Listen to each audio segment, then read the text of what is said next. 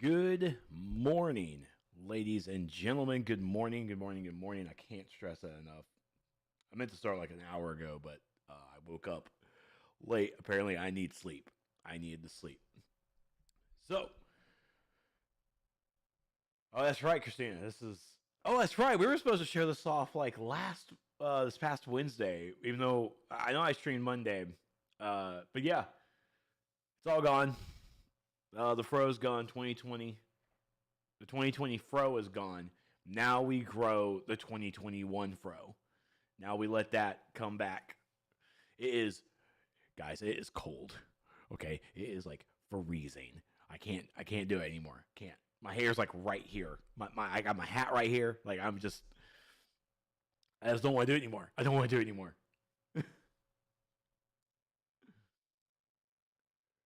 um, but I just noticed something on Facebook too. It's DC is down till 10. Oh my god, is it actually server time? Oh my god, it's server time. I fucking forgot. I absolutely. I mean, usually I'll at least get you into the character screen. Like, I completely. Oh my god, I'm actually. So here's the deal. I've never been awake this early for DC. I've never been awake this early. Because again, I'm more of a night streamer because I work during the day. The weekend stuff here is uh yeah, the weekend's really just been a lot of Immortal Phoenix Rising. And I do like DCO in the afternoon. Oh my god, I forgot that servers go down at 9 and come back at 10. So so yeah, this is now just chatting. That explains why Facebook, when I started up, showed up with like 43 viewers, and I'm like, this isn't right. Why am I showing 43 viewers right now? And then it, and of course it dwindled down to like now it's 6, and it's like, okay, this is accurate. This is accurate. So it must have been everybody like hopping on to see if the servers were on. But yeah, okay, cool. So yeah, Christina's right. This is just a just chatting stream. Actually, no, it's not just chatting. This is still DCUO. I know I was going to wait later in the afternoon to do this, but I think with the servers down, this is the perfect opportunity to do my 2020 year in review for DCUO. I think this is perfect. You couldn't ask for anything better. Okay. Okay. Let me see if I actually have, like, well, I have a Trex rant, but I don't really want to call it a Trex rant. Hold on, I got to go in my editor real fast. What is this one? Oh, this is actually, oh, that's still the game, but it is due. Honestly, can you get in touch with Meps and ask them to give us a membership sale? Look, here's the thing, guys. Remember, the content came out now. All right, content came out now, but the 11th, next this coming Monday is the actual launch date celebration. So let's see what kind of goodies we get, y'all. What's up, Colin Prime? Haven't played this game for a while. Honestly, I don't think we're going to be playing it for the next hour because the servers are down for maintenance.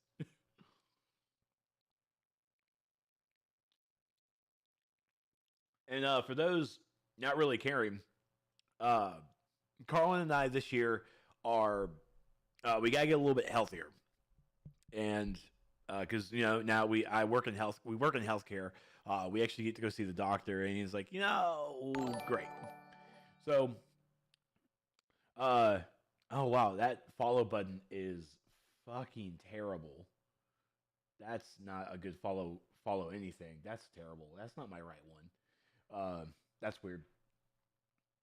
But so we have to be a little healthier. So we're cutting down sodas. Now she's cutting down, so we're trying to cut down sodas. I work. I always go to a restaurant to work because that's where one of my jobs is for IT. So I always go there. It's like, oh, let me go and get myself a Sprite. But I try to cut myself down, maybe 1 or 2 cups of Sprite while I'm there. But then when I come home, it's nothing but we are Brita filter water. We're trying to find a water that is good for us, or at least something that we can tolerate. And we were told, like, hey, try sparkling water. It has the carbonation feeling of a soda, but the healthiness of a water. Fucking lies, man. Is terrible stuff. Terrible. But my friend who's done the same stuff, she's like, go to Trader Joe's and pick up the Trader Joe's brand sparkling water. And I'm like, okay, well, we both picked it up. She didn't like it. She's still trying to find her own. She picked up Aha last night, so I think she's might be trying to enjoy that. I didn't get the review yet, but I went to I got my Trader Joe's. I got the lemon and I also got the lime. The lime wasn't too well, but the lemon though, I found my sparkling water, folks. Trader Joe's lemon sparkling water. It's a win. Let's see. Fuji water is the best water. Alkaline water is good. Plain H2O. Warboy will approve. That's right. Warboy will approve. Let's see. From Colin over from YouTube. I still wish there was a Marvel game in the same style as this one. Yeah, me too. Me too, Colin. Like that's like Marvel Heroes Omega, however really wanted to rebrand itself, was basically just a Diablo skin but with Marvel. That's not what players want. We want World of Warcraft, but Marvel. We want DCUO, but Marvel. You know, we want the and players want the traditional MMO aspect, but with the Marvel characters. Now, of course, we could change things up a bit because the MMO genre itself now has even subcategories instead of it being just an MMORPG. We have an MMO FPS. I mean, look at PlanetSide 2 in that example. It's Destiny 2 has become an MMO third-person shooter technically, but no, it's first person.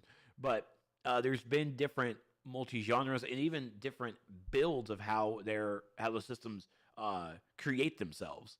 But in essence, yeah, I want a DCU, I want a Marvel game that I can create my own hero. I don't want to play a Cyclops. Nobody wants to play a Cyclops. Get it through your head. Stop shoving him down our throats. We don't care. He's not your Superman. We do not care about Cyclops, and we never will. I don't even care. I don't care about Cyclops about so much that I think even Gail Simone can't make Cyclops a likable person. I said it. I love Gail Simone. I don't think she can do it. I don't think she can do it. Am I excited about the 11th? I'm excited to see what's going to happen. What our free gifts are going to be. Which surely it's going to be another CR skip. Well, also everyone will get a free one, so that's gonna stay. It has to stay. I want it. But other than that, I don't really know what else we could see from this year. We have some pretty good rewards with the anniversary event inside it. And by the way, and I'm gonna definitely do a self plug. Let me go to the DCO source wall. Boop.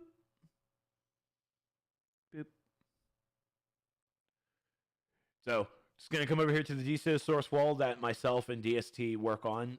And for folks out there in the DCO community who want to help with this, please come over to our Discord, send me a PM or whatever. And, just if you want to help out, please come on by and talk with me. We'll figure something out because I'm always looking for people who help us update it. Right now, it's just two of us. And DST and myself, we both have full-time jobs, but DST has done a fucking phenomenal job last year. I will say 9 months. He's been doing it solo for about 9 months because of COVID, because of work. It is all him. He has done a phenomenal job, and this year I want to make sure I show that same support and help him out. Yes, the site now has ads because I want to try and get a little ad revenue. I'm still trying to tweak it, make sure it's pretty. If anything, you can think of it as DST is doing more on the front end. I'm doing a lot more on the back end to try and make sure things are pretty and everything.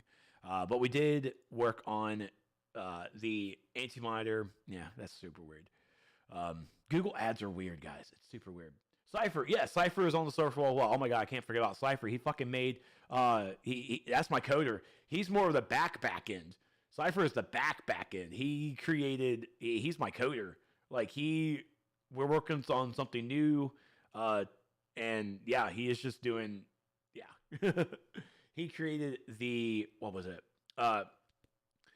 He created our tools. He created the Artifact XP calculator. He created that. We're working on a new timer system for the Wonderverse and the Legion bounties. That's similar to kind of how Wowhead does it. Wowhead's been a big inspiration for me. Um, but the anniversary event, we created a guide for it. We are still working with some folks who actually probably will. I'm going to try and get some folks to help us with the boss strat guides to produce actual guides for bosses. And but yeah, we have the feats on here. I think he also updated it for the 10 times and also for the 25ers. And then yeah, then we also have all the vendors, the accessories, and the base items. So the coding and the back end of the structure of how I'm doing all this is still a work in progress. But we have the DCUO source wall. It's been a good resource for a lot of folks, and I'm wanting to make sure I produce it, promote it as much as possible. No, I am not a DCUO dev. I am not. Let's see, from Wes Johnson on YouTube. I agree. Been won a Marvel version for years. Agreed. Yeah. And that's the thing too. Is like I remember I've been playing DCUO for 10 years off and on, and I gotta take my breaks. But the biggest thing is I'm actually a bigger Marvel fan than DC. DC has me because Red Lanterns, because of the Lantern Corps. That's my mythos. I'm in the Lantern sphere. That's my mythos. Marvel, I'm definitely all over the place. You know, all over it. And I would probably jump ship to a Marvel MMO, and that's probably why there's no Marvel MMOs out there. So thankfully, good. DC Mevs has definitely gone over. It's like, hey, there's a developer when they make a Marvel game. Not anymore. Let's cut them up. But also keep in mind as well that it's a little bit of a whisper and not something that I don't think they're going to pull any trigger for. But there is a Dimensional Ink Games. The developers of DCUO do have or had a license with Marvel. You know, I mean, I'm not sure if that license is going to lead to anything. I'm not sure if that license just is there to, use maybe some Marvel assets for the game. I mean, we all know that, DC was first and then Marvel came second because how everything worked back in the day. But, I mean, it could also be that could our next unannounced project from Dimensional Ink Games, could it be a Marvel MMO? And if Dimensional Ink Games holds a DC MMO and then a Marvel MMO under the same household, like, that's what? That would be insane. And I think, would that be a monopoly? I don't know. It would just be, I don't know, it would just be crazy. I don't see it happening, but I would also not be mad about it. He just accused Meps of murder. I didn't accuse anything. I know it. He wants me here. Meps wants me here. Hey, Universal. Yeah. And yeah, Christina. Yeah, I mean, there's a comment on that. Yeah, 10 years. This game launched in January 11th, 2011. We're old.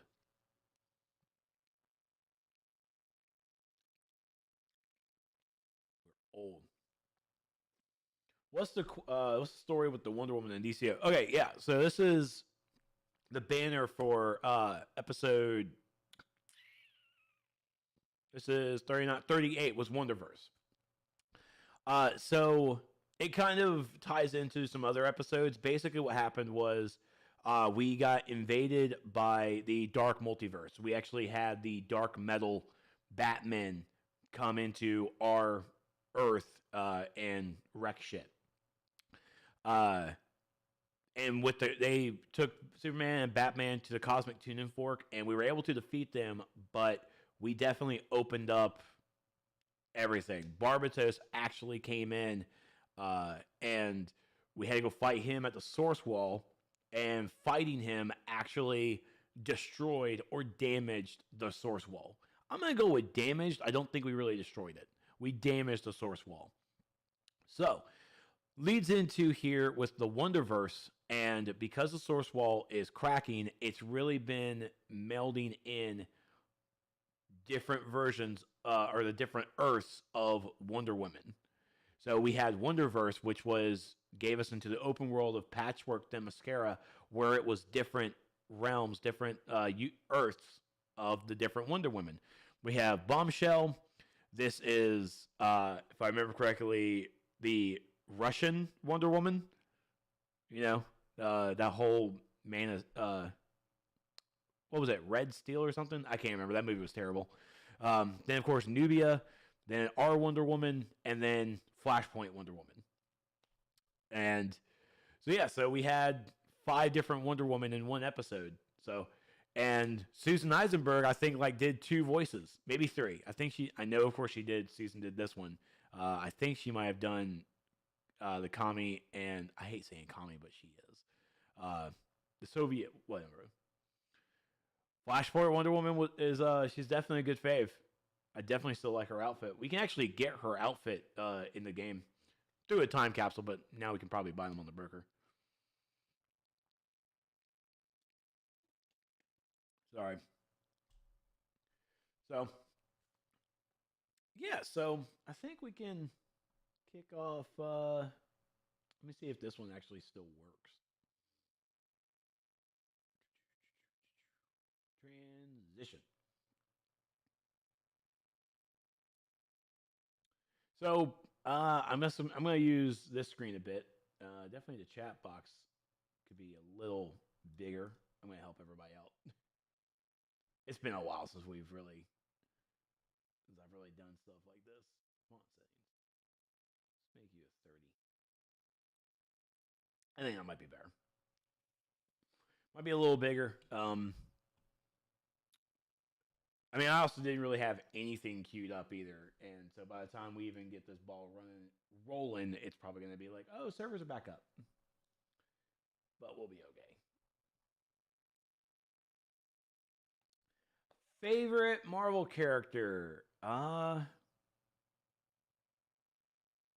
Shit. I had something for this. I did. I promise. I did have something for this. Well, honestly, I don't really have a favorite character. Excuse me. I don't have a favorite character. I have more or less. I mean, I'm an X-Men fan. I'm a huge X-Men fan. All the X-Men. Yeah, I said all the X-Men, not Cyclops. No. I will take his eye beams though. I will take that unibeam. But no, it's I haven't really. Yeah, that's just such a. There's too many Marvel characters, and I'm also now even trying to go in my mind. It's like what books did I actually really pick up from Marvel that made a difference? I picked up of course, I picked up Wolverine. Actually, no, X-Men. They're all my X-Men books. All my books are X-Men. Yeah, they're all X-Men. I'm going back into my catalog of my comic books, and like every single one of them are all X-Men. I got Wolverine's solo title. I definitely have Wolverine X-23 solo title when she became Wonder Woman. Loved that. Loved when she took up the mantle. Old Man Logan. I'm not saying Wolverine's my favorite. Wolverine's not my favorite. I find him. I find him a little over the top, especially how they write him sometimes. X-Men had like 12 books at one time. Yeah. I mean, I'm also a big fan of X Factor too. Multiple Man and Strong Guy. That the X Factor team I definitely liked a lot more than the actual X-Men. Actually, I like the X Factor so much I kind of actually wrote or pinned up a synopsis of the X Factor movie for that because I actually wanted to create an X Factor movie. Havoc. Now that's a fucking character. That's a good Summers brother. Am I right? Huh? Am I right? Yeah, Polaris. Yes. It's getting bad again. They have this whole. Jonathan Hickman did this whole run. He did this whole entire big event where it was supposed to lessen the amount of X-Men books. It was supposed to lessen. And then I think Sword of X of Sword or Sword of X. Kind of I think it's going to boost them back up or back up to 8 or whatever books or whatever. Pain in the ass, man. Pain in the ass. Okay. So, honestly, I'm just going to keep this up as the as the picture, and sadly, my arm is actually in the way. So yeah, let's actually just open this up as a new tab, and I'll even show you guys what it looks like. Nope, don't do that.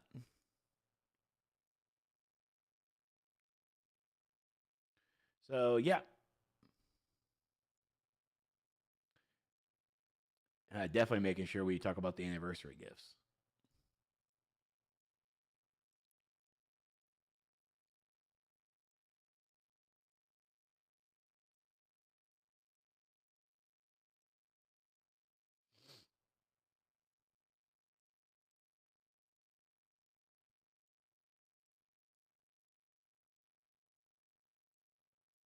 You guys are getting a sneak peek at exactly how everything's ran around here. Last time I picked up an X-Men book, I saw Apocalypse just hanging out with them and stopped reading. So wrong. E-Ball 2004. Thank you so much for the follow. Welcome to the crash. Actually, it's pronounced Ten of Swords. Clearly, I did not read the book. I was like, Exoswords? What's Exoswords? Like, everybody gets a sword now? Wolverine gets another sword? Why are we getting another sword for him? He already went through this whole thing. We're not going back to Japan. We're not going back to Japan.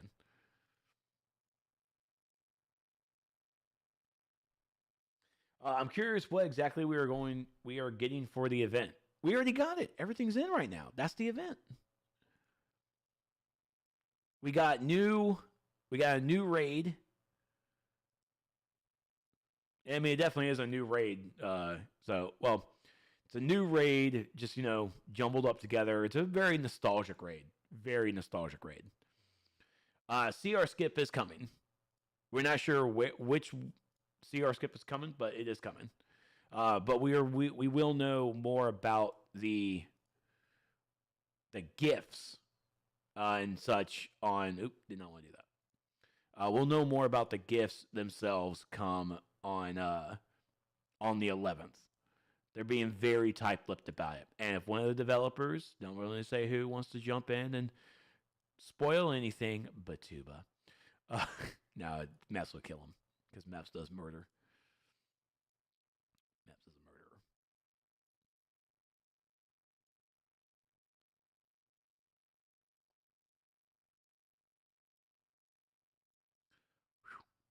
Don't worry, I'm almost done. So when I was doing this in the past years, I've done it. I have basically done like every single special thing that happened, and couldn't do it this year because, as we remember, and I'll get into it, we had the COVID and we had open episodes, and then every week was a bonus week, and it's like I can't cover this many bonus weeks, so I don't want to. Did they say it's two? So it is 270 confirmed. Who confirmed it? I didn't see it on the. I haven't been on the forums a lot. I kind of stay away from that place of negativity.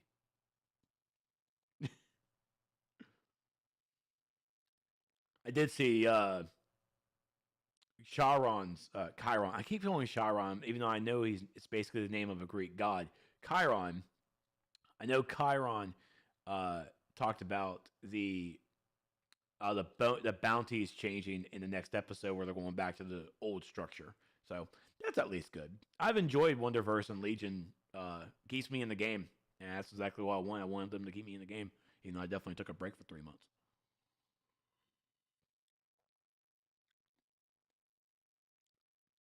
Yeah, the servers are down. They should be back up in about 20 minutes. The game is down right now because they're doing daily server maintenance. This is just a daily server maintenance, and I don't play during the morning, so of course I log in at 9 o'clock, and I'm like, oh, servers are down. That's a thing that happened. So yeah, so it'll be back up shortly. So that's actually I'm gonna make my little marker because I gotta save this for your YouTube's later, so I can save it. And apparently my stream went down. Come back, stream. Dick.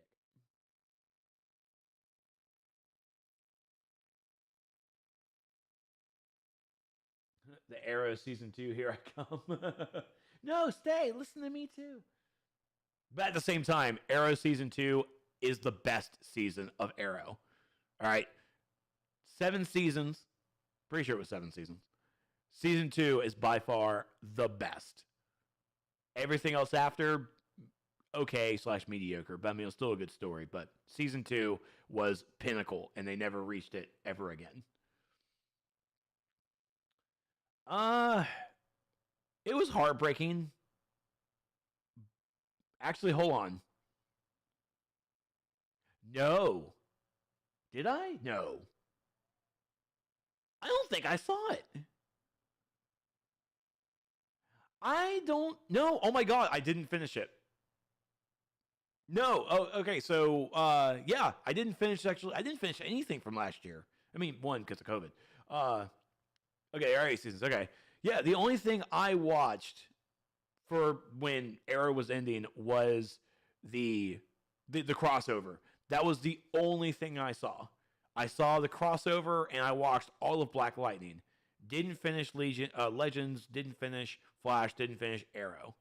I saw all of Black Lightning. That's because I also had to do a podcast for it. Uh, but no, I didn't see anything of Arrow after crossover.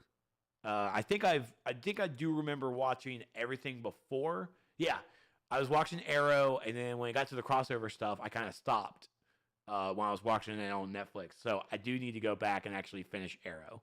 But maybe it's one of those things. It's like, you know what? Maybe I don't want to finish it. I just want to keep it in limbo. It's there forever. I don't want to finish it because I also did hear it was actually pretty bad. But no, I do need to finish it. But at the same time, Arrow and the CW shows are doing a fantastic job. They're better than the movies, and they will always be better than the movies. Fuck you, Zack Snyder. And yeah, so that's what I remember hearing now. It's like, yeah, when season 8, the ending wasn't pretty good. Basically, after Ollie dies, it's like, what are you gonna do? It's like, I don't care about spoilers. It's like, what, a year or 2 years? I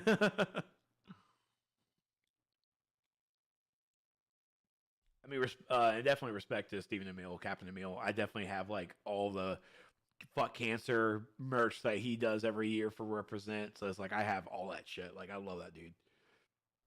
All right, so server should be up in about pretty soon, honestly. Base items are bound. Will they fix them? Uh, they're not gonna fix. If you're talking about the base items for the bosses, that's not gonna change. The bosses for the bit for those actual the triumph statues, I think folks are calling them. Uh, those are those are character bound because you have to play that character has to have defeated that boss to get that trophy. Uh, I'll definitely am going to go over that later when I actually get into the game. But yeah, that system is working as intended. So it's going to be a character bound thing. So if your character wants to get that trophy, that character slash alt is going to have to go and defeat that boss. I it would be certainly easier to tie it to a feat and buy the feat unlock and then boom, you can get that statue and everything. But I think this is definitely promoting for those characters, for those alts. Like, hey, if you haven't actually defeated that boss, why don't you go defeat it real fast? I'm pretty sure you can one shot everything. Go ahead and go back there, and it helps also newer players try and now have an achievement that they need to try and reach. It's like, oh, I want that statue. I gotta go fight that boss. Okay, let's go ahead and see if we can get some bodies together and let's go run that thing. I know this is not context we're talking about, but how you feel or react about the sad girl Trump supporters storming Capitol Hill, two different worlds. Okay, but first let me answer E-Ball. Favorite season of Flash? Ooh, that's a so I binge a lot of the Flash because I really don't watch them anymore concurrently. So it's like a binge, like feels everything together. Um, what was it? Oh God, I want to say what was season? Who was seasons two? Because again, I think it's like season two was a good one.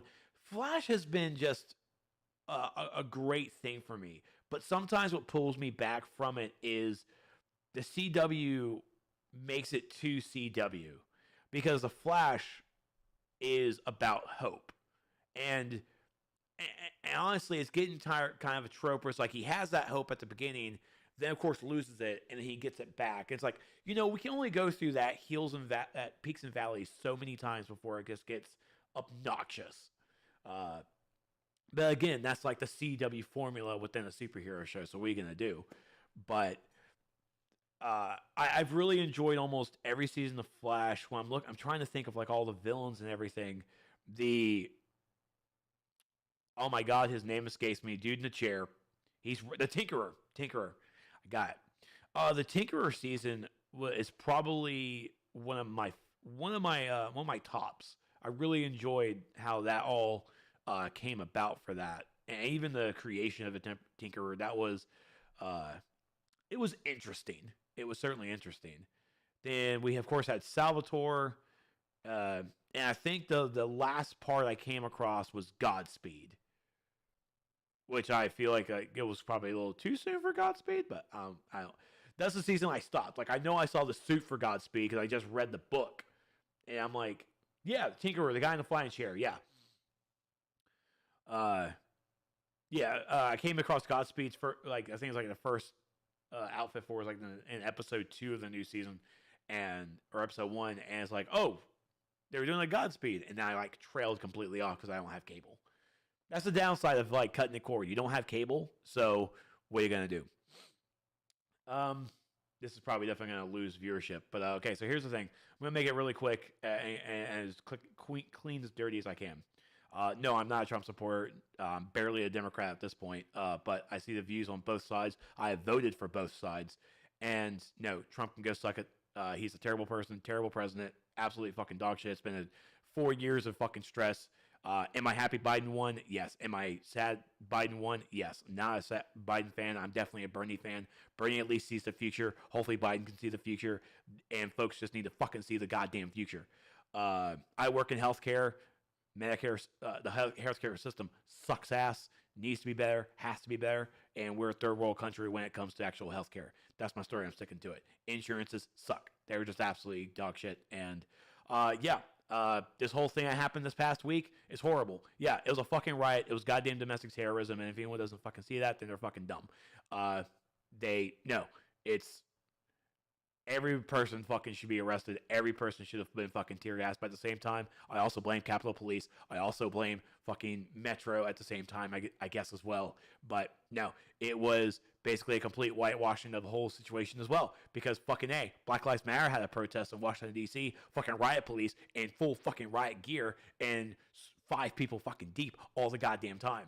But fucking Trump supporters come in there, break the goddamn glass, break into the goddamn Capitol building where you have congressmen actually afraid of their fucking lives, congressmen, congresswomen afraid of their goddamn lives, and nothing happens. Takes 2 fucking hours to get the National Guard on their fucking feet, boots on the fucking ground. Are you fucking kidding me? This is goddamn embarrassing right here. But no, everything that happened this past week is a goddamn travesty to American politics, to the American way of life. And honestly, at the same time, there's a bunch of white people that are actually having a bad day because their fucking racist president didn't get the win. Well, I guess this is white people in America, as I've justly been seeing ever since I was fucking born. So, yeah, it's just America. But, sorry. Whew, that was it. I don't want to talk about politics. This is that. A South Carolina Bernie fan. That's a dangerous life. I know, James. I fucking know. Oh my God, this fucking state. Oh, we fucking reelected Lindsey Graham. Are you fucking kidding me? God damn it. Oh. Good morning, Dave. What's up, brother? Whew. The CW app, you can see it for free. Yeah, that's very true. Well, it only shows you like the last 5 episodes, though. And so a couple of years ago, I used to work at a recycling yard, and so I always got to watch all my stuff while I worked. So, right there. So it was actually pretty cool. So I got to watch all my stuff, and why is my mouse moving? Because the cat is cleaning himself or scratching. And So I always got to watch all my shows every day because it was a boring job. But now I work in IT for healthcare, and it's like, oh my God, I'm busy every goddamn day. So I don't get to watch any of my shows, and I miss it. I miss my shows. A Democrat in Texas. Oh, dude, that's right, Karma. Just Bob, just like Meldon. Yeah, yeah, no taxes. But anyways. So I know the servers are about to come up, but we're just going to go ahead and just jump right into it for the 2020 year review. Let me make my marker. All right, ladies and gentlemen, we're going to be doing our DCUO 2020 year in review. As of this recording, we have like 9 minutes left until the server's coming in.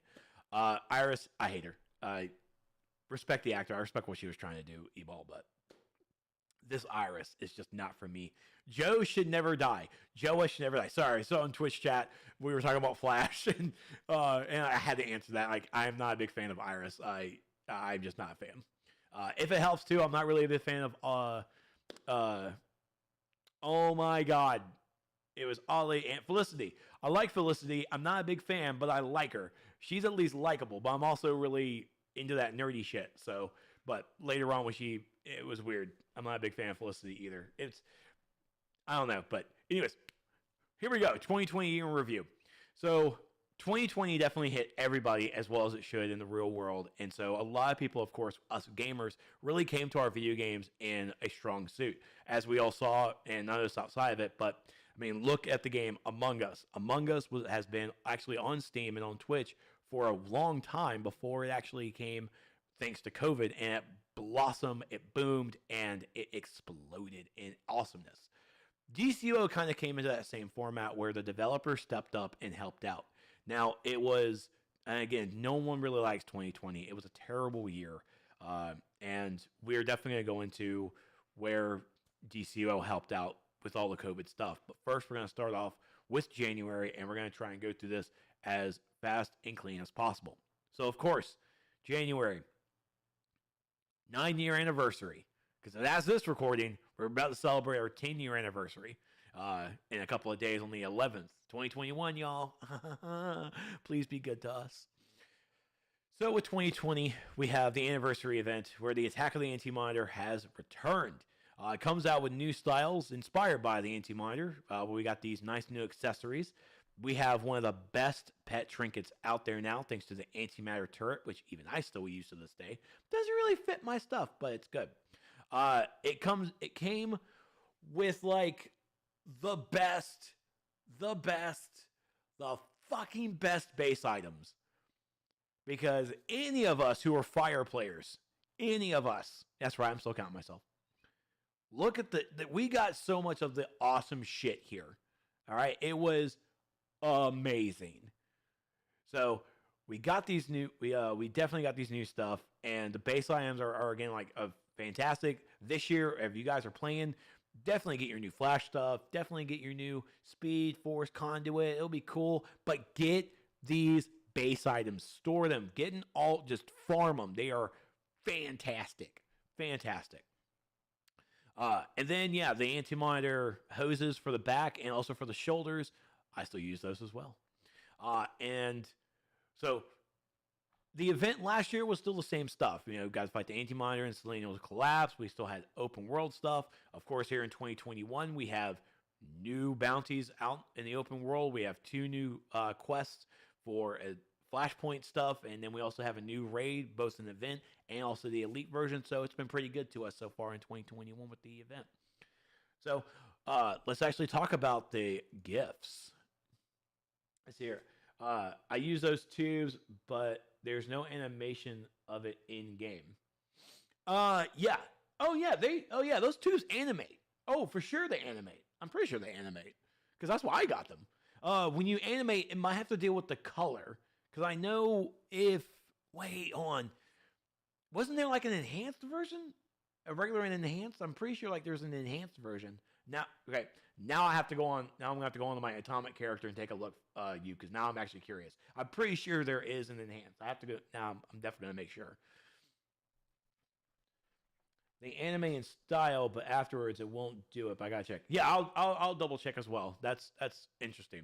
All right, so Folks already this morning were asking me what's the new gift's going to be for 2021 for the 10-year anniversary. And with the 10-year anniversary, like we're celebrating 10 years, folks, it's got to be something fucking good, right? It's got to be good. It's got to be muy caliente. So let's take a look at what we got last year and see if we're going to try and get the same stuff, you know? So first off, of course, there's a gift for all the players. Free character events. We already got confirmed, thanks to the forums and thanks to the Twitch for telling me. Free character advance is going to happen last year to get us to 255. And this year, it's going to be a CR to 270. So, yeah. Trex, what are the new gifts for 2021? Katie. Katie. And then last year, with the character advance, when you boosted up, you got the this is tier 2 Wonder Woman magic. Tier 2 magic style for the heroes. I will agree.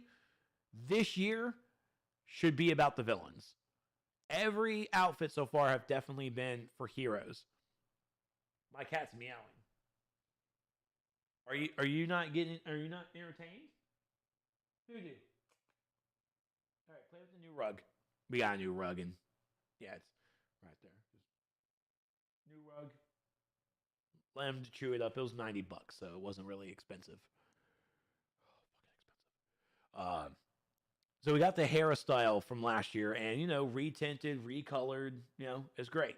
I do believe that 2021 we should see a villain outfit. I'm not sure. Every time I'm talking, you're wanting to meow. What's the matter? Who do? You can probably see him actually right there. Yeah. Meow. Meow. Yeah, he doesn't know what he's doing. So, of course, it was retinted, recolored. It's great. So that's for everybody. And last year it was one per account. So we'll definitely see, of course, a CR advance this year. Not sure what the style is going to be. I'm crossing my fingers for you villains to get some love. Because, yeah, we had Superman. We've had Flash. And we've had Wonder Woman. I swear to God, if we get a Batman, don't give us Batman. Please don't give us Batman. We have enough Batman. We have enough. Now, for the members out there, so, of course, you can sub up for $14.99 a month. So, for the members, we got, what was it? So, we got a member appreciation gift. We got the Artifact Cache, an Artifact Catalyst, the XP and seals, and a full set of the all-new Royal Chroma materials. Now, these guys are on the marketplace now, and they were added later, and we'll definitely get to that point. But yeah, so members got these Royal Chromas for free. 7 sets of 3 variants each for a total of 21 chroma materials. Math is so 2020. Math is so 2020. Oh my God. So yeah, so that was what we got there, and I mean, it was. I actually used. I think I used the purple ones. Purple Royals, so that was pretty cool. And then, of course, open episodes. We had those. We'll definitely get into it in a moment, but yeah, so open episodes we had from January up until February 7th, which excluded Metal Part 2 because that was the most current episode at that time. And then also in January was the biggie. All right, it was the big news. Daybreak was everything. Daybreak, excuse me, it was SOE, Sony Online Entertainment, SOE, and they rebranded themselves as Daybreak. Basically, Sony sold them, so they became an independent studio as Daybreak. With them being Daybreak, in January of 2020, they split the studios. They split the games into their own studios. So Daybreak now changed itself to being a publisher, while DCUO became, their developers became Dimensional Inc. Games, still led by the founder of Cryptic Studios, Jack Emmert. What up, No Name? Jessica, Batman, you're jinxing it, and they will put Batman. I know Universal. I know, I'm terrible. Are they going to add more Legend characters? I think Legends, even Legends PvE, Legends PvP, it's all dead. I don't think we're going to get any more Legends. Finally, Real Tracks is back. A couple of days ago, there was a fake one more. Whoa! No name. I need you to put a pin. I need you to put a pin. We need a pin for that. I need to know who this fucking fake one is. We're gonna put a pin on that. Okay, I know there's like a villain one. There's like some villain dude named Trex. But yeah, okay. I need to focus, but I want more. Yeah, E-Ball. So it was free in January, but then later in the months it became sold on the marketplace. I have that article for that. So Dimensional Ink Games was born in 2020, right there in January. So and they are primarily the developers located in Austin, Texas. They are the DCUO devs. PlanetSide 2 became their own studio. EverQuest and EverQuest 2 became their own studio, under the same house. And yeah, so every game became their own studio for that in that form. And at the same time, they also announced that they are working on an unannounced MMO that still hasn't been named, still hasn't been hinted. But Dimensional Ink Games was born. Dimensional Ink Games is now the developer. I can't stress this enough. DIG, it's their acronym. DIG is the developer. Daybreak is now the publisher. And folks just really need to get that through the head. Okay, let's get it through the head. But Jack just goes through about the history of the Austin studio being part of SOE, starting off with Star Wars Galaxies, and now moving into DCUO, and now this is what's happening. And of course, that's going to be a next-gen MMO. I don't know what the fucking next-gen MMO is supposed to be about. That terminology is just stupid to me. So congratulations to Dimensional Ink Games. They've been operating for a year now, and yeah, yep, I got a haircut. Oh. There's another Trex streamer. Uh-huh. Okay. All right, let's do it. Okay, cool deal. Gonna come in there's like, who the fuck are you? Who you think you're trying to be? Nah. All right. So also in January, they announced the next episode is Birds of Prey. I think this was definitely like the love child from S.J. Mueller, the former creative director. She left she announced her leave back in November, which was definitely super heartbreaking. And we haven't found out who our new creative director is. So maybe that's going to be another gift. Huh? Maybe that's going to be another gift for the 11th. We'll find out our new creative director. So Birds of Prey coming out. SJ's broken here. I spent the last 10 years of my life preparing for this episode, so this is my time. My snappy quote has been replaced by a heartfelt one. In my early adulthood, I managed a comics and game store. The Birds of Prey comic series highlighted so many amazing female characters written in a way that was extremely relatable. It inspired me to become not just a fan, but a creator. So now you're going to enjoy Birds of Prey. I hope it makes you love these characters as much as I do. It was still pretty good. And I'm also getting told that there's a forum announcement saying that they're looking into an issue, so the servers are not live yet. They're not live yet. Excuse me. And so Birds of Prey is going to launch in April, episode 37. We'll talk about Birds of Prey when we get into there.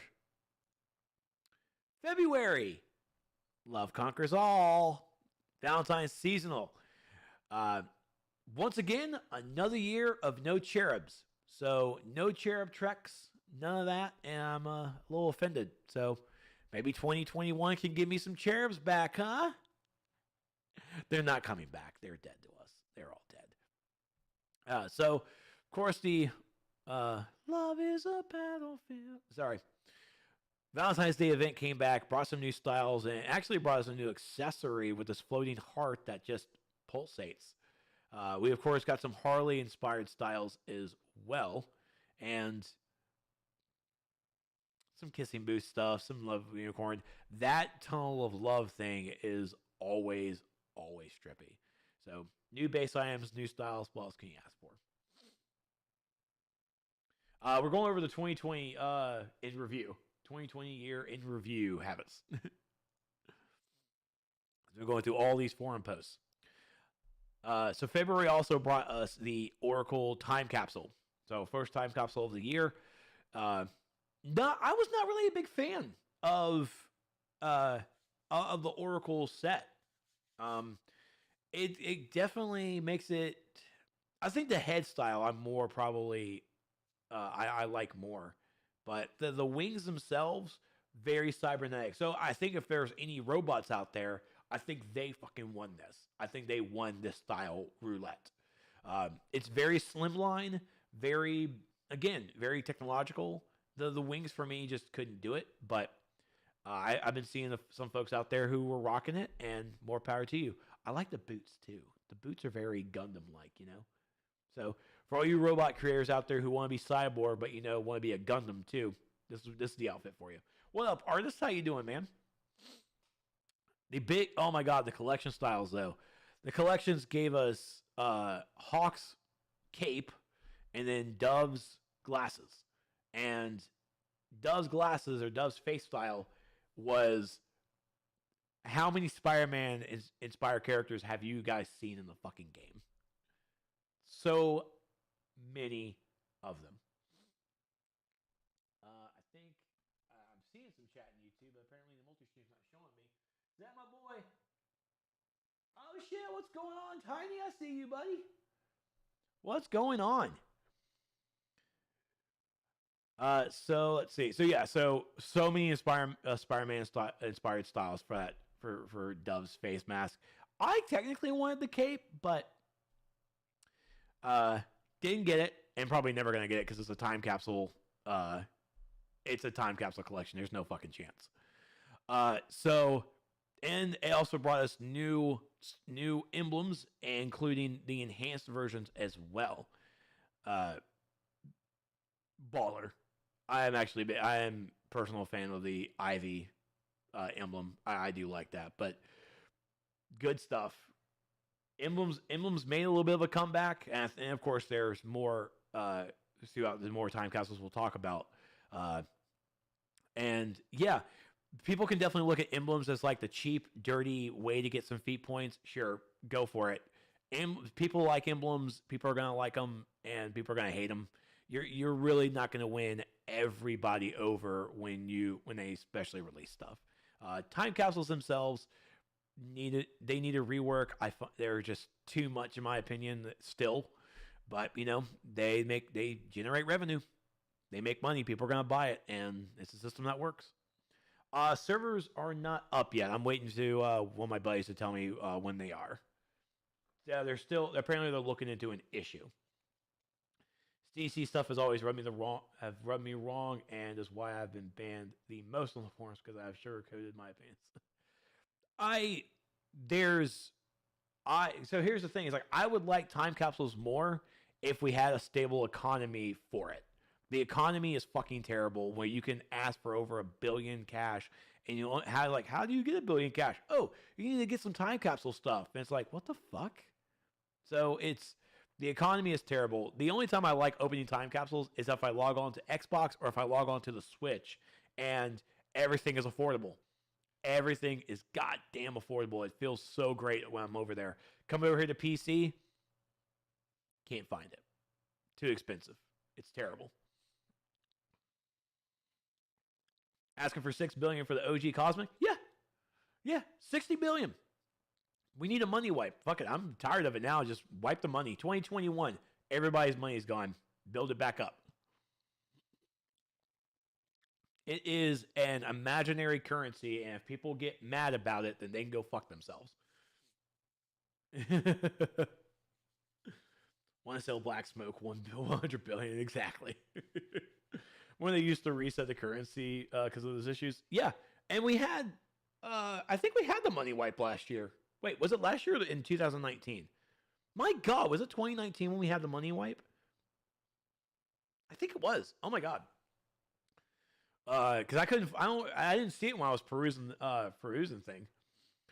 But of course, gold sellers make it 10 times worse as well. So of course, if you spend $20 and get like millions of in-game cash in the game, then and the dad's like, "Oh, we wiped this." Like, "Well, I want my money back." I'm like, "Well, don't fucking look at us." Like, came over here. Remember, there was the first one when the Flash DLC first dropped. Yep, yep. That there was. All right, so next up, we're now in March. Over in March, with Metal Part 2 still being the recent content, they gave us a new boss, the Spirit of Onimar Sin. So Onimar Sin and I guess what was it, the Metal Golem? Yeah, Metal Golem. They were in rotation, so when you defeated Golem, Onimar Sin would be the next to spawn. So it would just be back and forth. Of course, people were looking for Onimar Sin. They're like, Onimar Sin face is like, wait. Just, why don't you just go ahead and just like kill the Golem, and then we can just like, just wait for the next one. But people be people and just create more phases over and over again. So whatever. So Onimar Sin came as a boss, came in with new feats and new rewards as well. Excuse me. So it also gave us the henchman, the Thanagarian soldier's henchman backup trinket, which is, it's great that the backup henchmen are getting some love. Where's our sidekicks? Huh? Where's some sidekick love? I could go with a Thanagarian sidekick. We could do that, right? We got Red Lanterns now. Give me a Red Lantern sidekick. Come on. But at the same time, sidekicks are kind of broken because like the shield doesn't really do very well. But anyways. And Nicole 7 banner. So we have new banners. Nymph metal container refined. Apparently that's not in the picture, and I don't have a picture of it either. But the biggest thing was definitely new backup trinket. A Dexstar sidekick, exactly. Just coming in there, just doing plasma wretch the entire time. So coming in there, maybe doing like a tail whip and just plasma breath. It's great.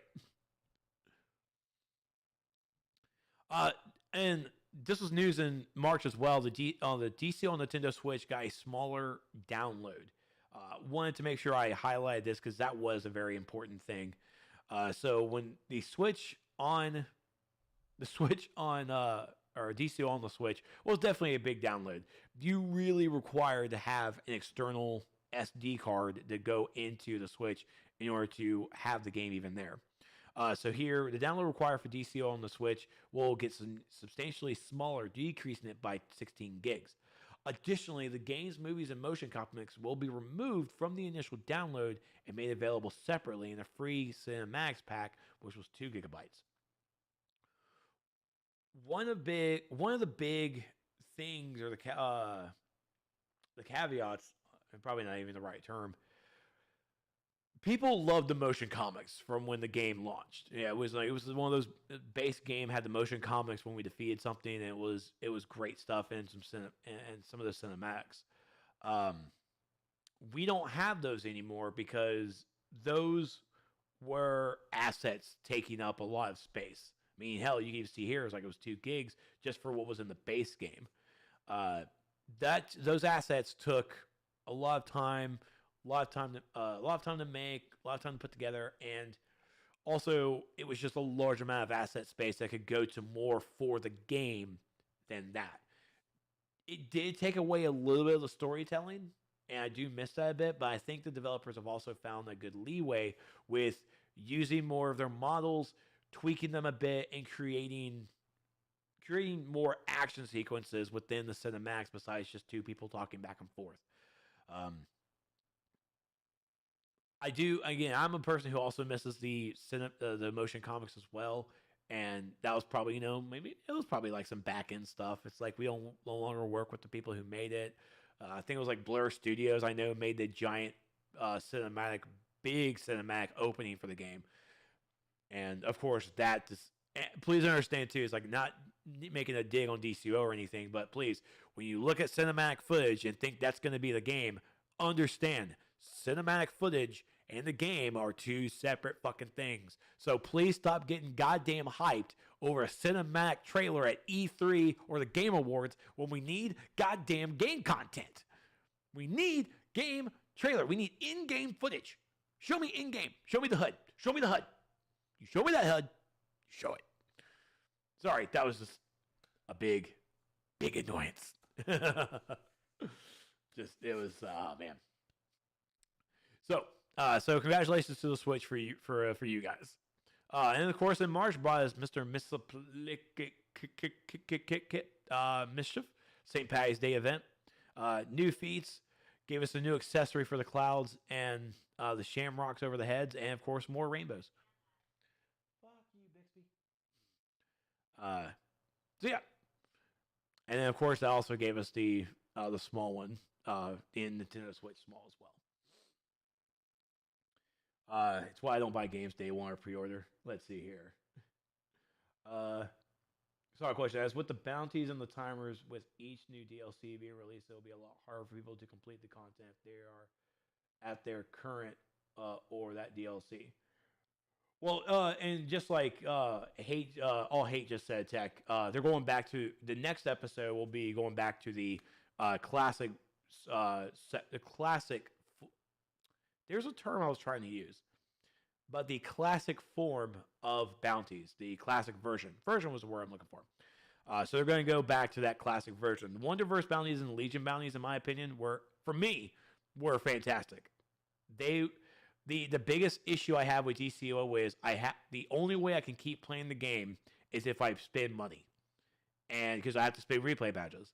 The open world bounties, as you know, as mind-numbing rerunning bounties as it is, rerunning those gave me a reason to stay in the game and keep playing without spending money, without having to break my wallet.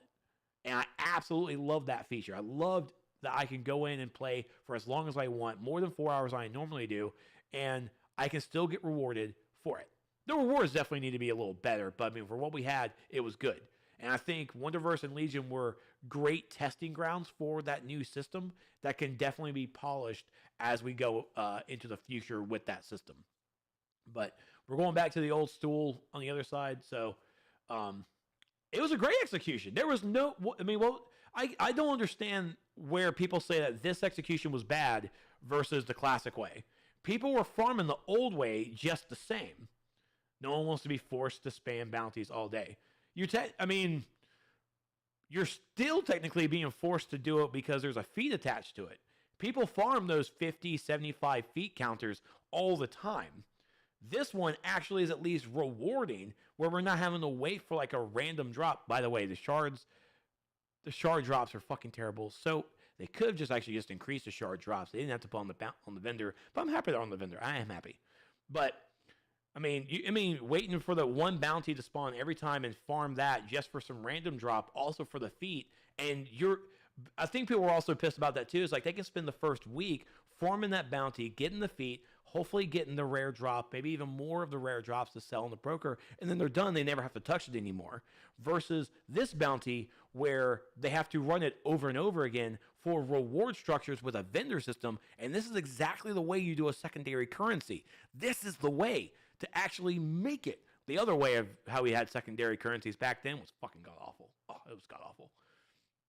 But no, I mean, we're definitely going to agree, disagree, and all that stuff for the new bounty system, but there is absolutely no difference between the old system and the new system. There really isn't when it comes to farming. And yeah, farming bounties, and even more so, farming raids versus farming the new bounties, it's the same thing. The only difference is one you have to pay for, the other one you don't. Too much grind was forced inside of the bounties. Feats are fine, but too high on top of the lag fest. The lag, well, yeah, you can't really fix lag too much. That sucks. I mean, that just happens. And I will say the grind for Legion was absolutely bad. Like, I actually have a spreadsheet that, yeah, the grind for the grind for the bounties in Legion is worse than in Wonderverse. Wonderverse was actually a good medium ground, but at the same time, Legion gave us an extra boss, increased the rewards, but the vendor costs, too high. Way too high. Rather spam the raid to get my elite gear and OP items instead of bounty spamming for it. And but that's the thing, but that's that right there. You rather spam the raid to get your elite gear and OP items instead of bounty spamming. So you rather open your wallet And of course, if that's how you want to support the game, you can support the game. But you rather open your wallet, spend money to run a raid versus playing something for free, where the grind is the same. Now, again, of course, the grind for the raids, you can get gear each time when you run. And that's why I say, like, definitely the bounty system out with the outdoor raids could be a little bit better. But I mean, yeah, for me, I look at it as a cost form. The grind is still the same. There's no difference in grind in my eyes. There's absolutely none. The only difference is I have to spend money to spin replays, and I can do one of the other thing for free. And I'd rather do the other one for free all day long. I could spend 8 hours spamming those bounties and having a fun time versus spamming a raid and knowing that if I run out of replays, we're not going to get it. Or I have to spend money in order to get replays if I run out. Like, that is just terrible monetization around it. And that's also why I agree that replays should need to fucking go. We need to get rid of replay badges entirely. Array is different from actual bounties. I'm actually doing different mechanics and playing my role. Bounty spamming in general is too boring. It should be optional to grind for them, but not mandatory. Well, I mean, is it not optional? It is optional. I mean, even then, it's optional to a point, so you can get your elite accessories and an elite weapon. Basically, the specific items that you can get that definitely say elite, but they are also not part of the elite feat of gear. They're not part of the main 8 styles of feat. But I mean, the bounties out there are still optional. Yeah, replays definitely need to fucking go. That's the thing. It's like I would probably be more against the bounties I would probably be more against the bounties with the structure if I didn't have to spend replay badges on the raid and I could spend the raid all the time. Now, at the same time, I don't even think even World of Warcraft allows you to really rerun the raid. Unless I don't even think they really have a pay system for it. I mean, raids are a week. They're a week thing. They're done. I believe in raids should be a week and they're done. Replay badges monetizes it to run it over and over again and make that grind. But I mean, and that's probably also where we can also differ too, is I'm in World of Warcraft. That's where I come from. I spend 8 hours doing world quests and facing bosses left and right. And I do my raid once a week. And you're about to fall, aren't you, Cap? Yeah, he fell. But I definitely am okay with how this system goes because it definitely should be there. We need a reason to stay in the game. And the bounties with Wonderverse and Legion gave us that reason to stay in the game. And yeah, could things definitely be better about it? Absolutely. They should absolutely be better. But I mean, it's like, but at the end of the day, like when you get into your game, you really don't have any purpose to stay in. It's a reason why DCUO is still the casual of casual MMOs. It is the pinnacle of casual MMOs because you get in and you get out. I get in, do my dailies, do my solo, do my duo, do my alert. Thursday, do my raid, and then I'm done. That's like 4, maybe even 6 hours of that. And then you don't do the next day. And it's like, oh, dailies. Oh, there's 4 hours of work and I'm out. And yeah, if you want to do the raid again or even rerun it more times in that day, you have to spend money in real replay. And of course, me as I'm sitting here as a member and I get a monthly stipend of replay badges and I let them accumulate. I use my replay badges more for my feat system. Replays can just be renamed and reused for the feat system for unlocks. But when it comes to content, I definitely think solos, duos, and alerts, there's daily lockouts. No, they're daily stuff. Let them have no lockout whatsoever. I'll run an alert all goddamn day. I'll run it. And then the raid, keep it once a week. I'm perfectly fine with that. But yeah, and then of course when they have to change that, they would have to change the reward structure, and it's probably just like a whole snowball thing.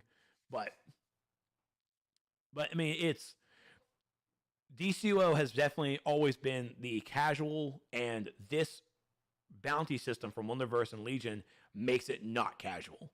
It makes it forceful, and that's how people want to see it as. Where of course you can look at the bounty system and go, oh well, I mean, you can really just do a cycle of those, and it takes 30 minutes to do a cycle, and you can kind of just move on then to the next thing.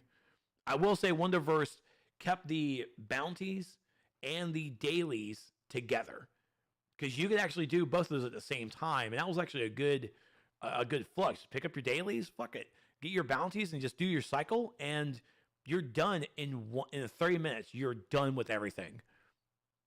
Legion, you're not really so much. They kind of spread everything a little too far. They should have really kept that more together right there. Pinnacle of casual MMO shouldn't be an achievement, in my opinion. It technically shouldn't be, but it is. It is. It's.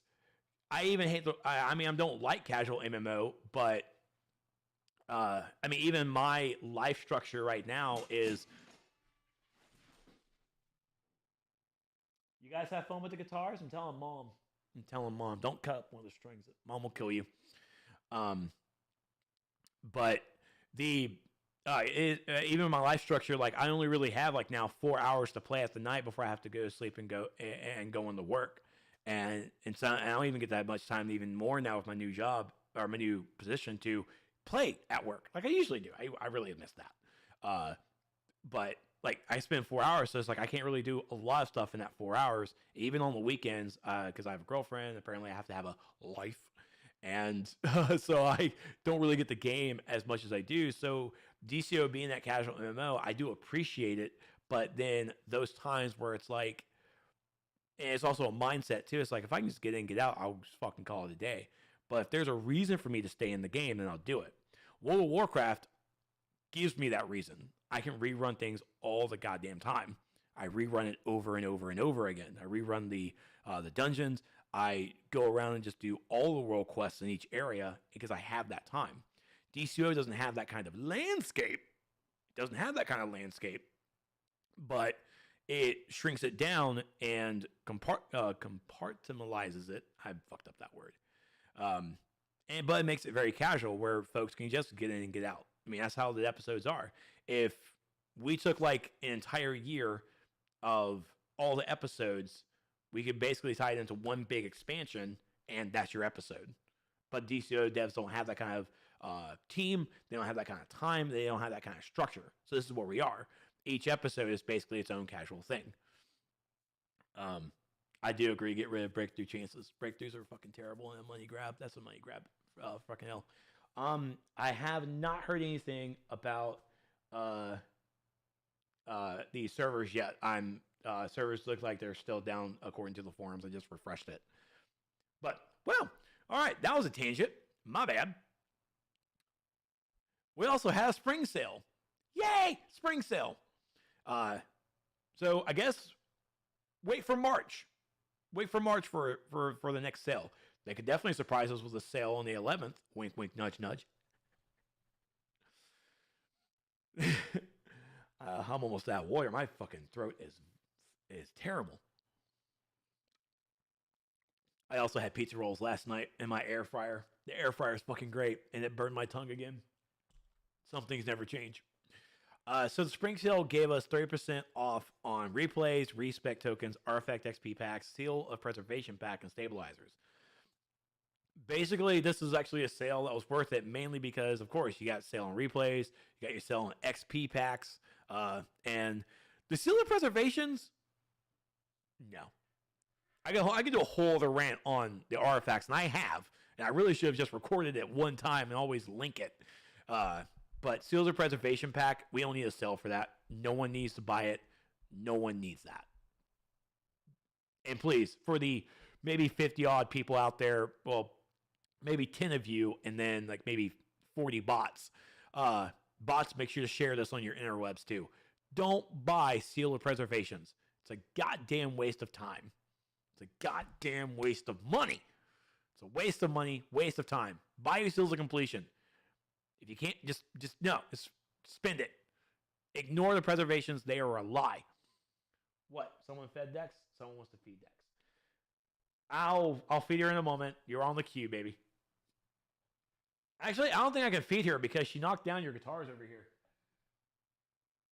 You got stuck, didn't you? Yes, you did. She was bad. So what you're saying is buy nothing but SOP, I swear. But no, so we could use this as like, could we see the same kind of sale coming into the spring? Let's hope, and hopefully, maybe sales or completions instead. Yeah, I meant to actually delete the stuff.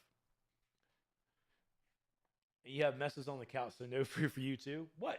They're fine. It's fine. I was actually working. I was working. No food. Jesus Christ. All right. So,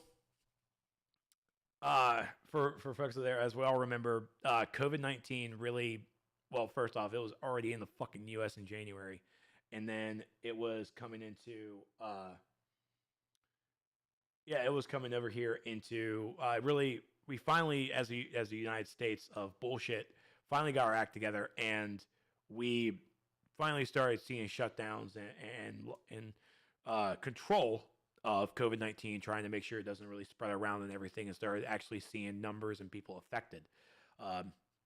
So here, starting in March, the open episodes are back, and even though this says extended, basically open episodes has been going on since March, and I think even now open episodes are still here. They were doing every week was a bonus week. And everyone remembers we always had bonus weekends. Bonus weekends weren't going to cut it anymore. We need this bonus weeks. And the bonus weekends should have always been weeks, because some of us who have apparently lives have to spend our weekends doing other stuff. So we can't play on the weekends. So we can play sometimes on the weekdays. And like, yeah, weekdays, bonus weeks. That's a system that should stay. Bonus weeks should stay. And they have been fantastic. Source mark and episode specific rewards, the episode rewards and new rewards, the spring sale, stabilizer events daily, the double artifact stuff is great. They are still going? Excellent, because they always should. They should never go away. Never, ever go away. The grind for the game is too rigorous for there to be such a short time for the bonuses.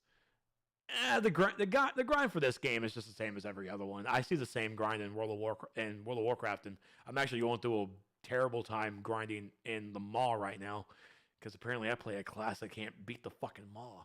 So thanks for that goddamn balance. But maybe the new patch should actually be pretty good. I gotta log into that. But the grind is a grind. I really, it's the grind is there to be a specific time frame, and the content is technically there for the entire time. The only grind I will never ever agree with is the artifact grind. Artifacts need to be fucking fixed. Marvel Strike Force, which is a mobile game, is better and more rewarding in my opinion. I guess I had to stop because it got fucking obnoxious. At the same time, I had to, in order for me to actually even do like the raid stuff, I had to join a group of people. And I'm like, I don't want to join a group of people right now. I just want to play the fucking game. But I will say, like, Marvel Strike Force, when it comes to like those time limited stuff, if you miss a goddamn day, that's a grind. You're definitely gonna miss it. I play multiple MMOs. I don't, because my brain just switches back and forth. I jumped back into SWTOR. I don't know why. I just saw they were doing Christmas stuff, and I'm like, I want Christmas things. It was weird. But so open episodes still going on. Multiple bonus weeks happening every single week. We of course had the holidays come up, so there weren't really a lot of bonus weeks besides the bonus weeks for the Legion episode on like Christmas weekend, which was. Whew, people got heated on that. Oh, so much heat. Man, I actually jumped in on a little bit of that. That was funny. But okay, so of course then episode 37, Birds of Prey, launched. So the reason I'm actually talking about this too is it was actually it was a very good episode. I really liked Birds of Prey. Definitely, of course, like the bosses and. I really think like the volcano mining facility is probably one of my favorite alerts to do, just because of the mechanics inside. DCUO, in my opinion, has a problem that mechanics are secondary. It's the reason why I actually don't like raiding that much in DCUO is because people want to stack DPS, and then at the same time, like the bosses don't require 2 tanks. It's like, well, how? What kind of fucking raid structure are you fucking trying to go here? It's like, goddamn. So everybody always wants to support players to be solo, and even for newer players, that puts on way too much fucking pressure. So I'm always the person of a 2x4 system. That's my thing, and I'm sticking to it. Um, I don't believe in five. If you need 5 DPS for a fight, you're intentionally trying to ignore the mechanics, and uh, I don't know. I just don't. I feel the developers put the mechanics in there, but with 5 DPS players, it's just ignoring it to the point of just like burn it down. Burn it will be faster we can ignore mechanics. Developers are trying to be sneaky, and they're trying to not really sneaky, but they're trying to work around it and make it more mechanic heavy. Um, but when it just comes to mechanics, I just don't see it in DCO a lot. It's there, but at the same time, it's really not. The 5th DPS usually isn't that helpful. I mean, if you can do it with 2 DPS, and even with 2 DPS, it's like, these bosses don't have an enrage timer. They don't have a 5-minute enrage timer. I mean, some of them did, but they don't have that timer where we have to fucking stack it and burn it down like that. And with 2 DPS players, it would just be just as fine. It's just fine. Mechanics are too repetitive. I agree with that. Yeah. It is not usually a skip mechanics thing. For me it is that they're trying to skip mechanics. That's one way. The other side of it too is people just want to get the fuck out. They just want to get the fuck out. They want it as fast as burn as possible to get in and get out. Which a get in get out method, that's casual. Because as a DPS, you shouldn't be able to burn and do mechanics. Bosses has high health pools. They do. They absolutely do. 2 DPS can do it. If people, and like I said, I can do it with 2 DPS players, and yeah, the fight's like, God, you guys have been in there for like fucking 10 minutes. Yeah, okay. I did a raid that took me a year. I'm just kidding. That was a whole fucking thing last year. That was fun. That was fun shit. And the longer you stay in, the more likely you will die. Gotta build that stamina. You gotta build that stamina. and again, that's where that kind of thing is. It's like just like the faster you do it, the more you can really just get it done. So because it does decrease the likelihood of you dying. Exactly. Let's go on there, Twitch.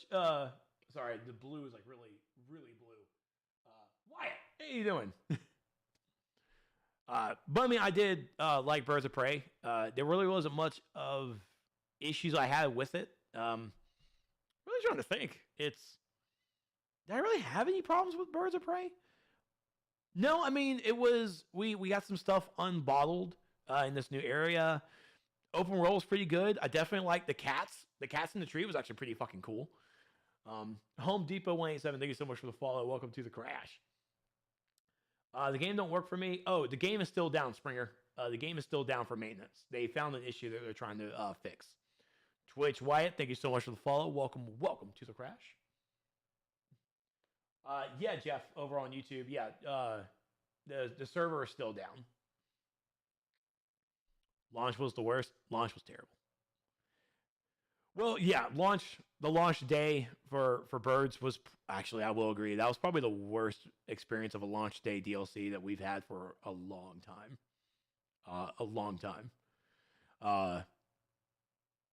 But and that's actually why I didn't even play on the first day of anniversary event.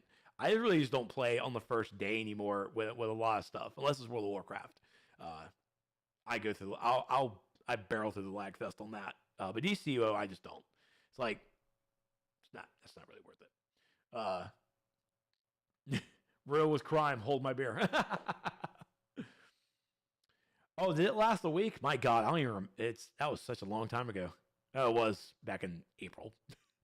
It was like that for a while. Well, that's the thing. Actually, I remember it, and I'm not really trying to split the hairs or anything, but yeah, Carlin had a bad time on PS4. On my PC, I didn't have anything. I mean, I saw a little bit, but I didn't see a lot. So I think that was coming. I think that came down to the consoles thing right there. But yeah, I mean, hey, you're definitely reminding me. Yeah, that launch week was definitely bad. Um, but and like, and every time we come into these episodes, you kind of hope it's like, how can we prepare? How can we prepare ourselves more to kind of have less of that? But man, SW Blizz, thank you so much for the follow. Welcome to the crash. But the real reason I wanted to talk about this too was with episode 37, Birds of Prey, it also gave us game update 103 with the tank balance pass.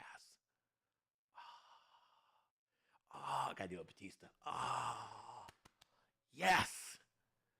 Fuck yes. As a rage tank, God yes. Fervor grants 45% defense bonus, down from 50. Don't give a fuck, because Star Tissue grants 50% dominance as health at 15 hit counter. At the 15! Yes! Thank freaking God. As a tank, we really aren't going to get to 30 a lot. We're not going to get there. I mean, I definitely do, because I do precision more. I've actually found a lot of other tanks that aren't hybrid, but to each their own. But the tank balance pass was great. I'm not really sure. They did Atomic. I haven't really talked to a lot of Atomic players to see how they've really felt about this.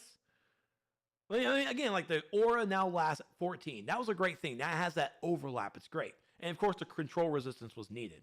But I feel like Atomic still needs a little more. I feel like they need a little more, especially on the healing side, because I still see Atomics. I feel Atomic tanking is still a little bit of a struggle in that point. But the fire changes were great. Earth, Brick is fucking fantastic. And then Ice didn't really need much. Ice, in my opinion, is still the number one tank in the game. Still the number one. It's absurd. Controller artifacts are the trashiest in the game. Well, I mean, that's because actually I love me a buff controller. I do love me a buff controller. That's why I always like to try and run with two controllers. Let one be the controller, or be crowd control debuffer. Let the other one be a buffer. That's why we can now definitely have two. Just only two would just be fine.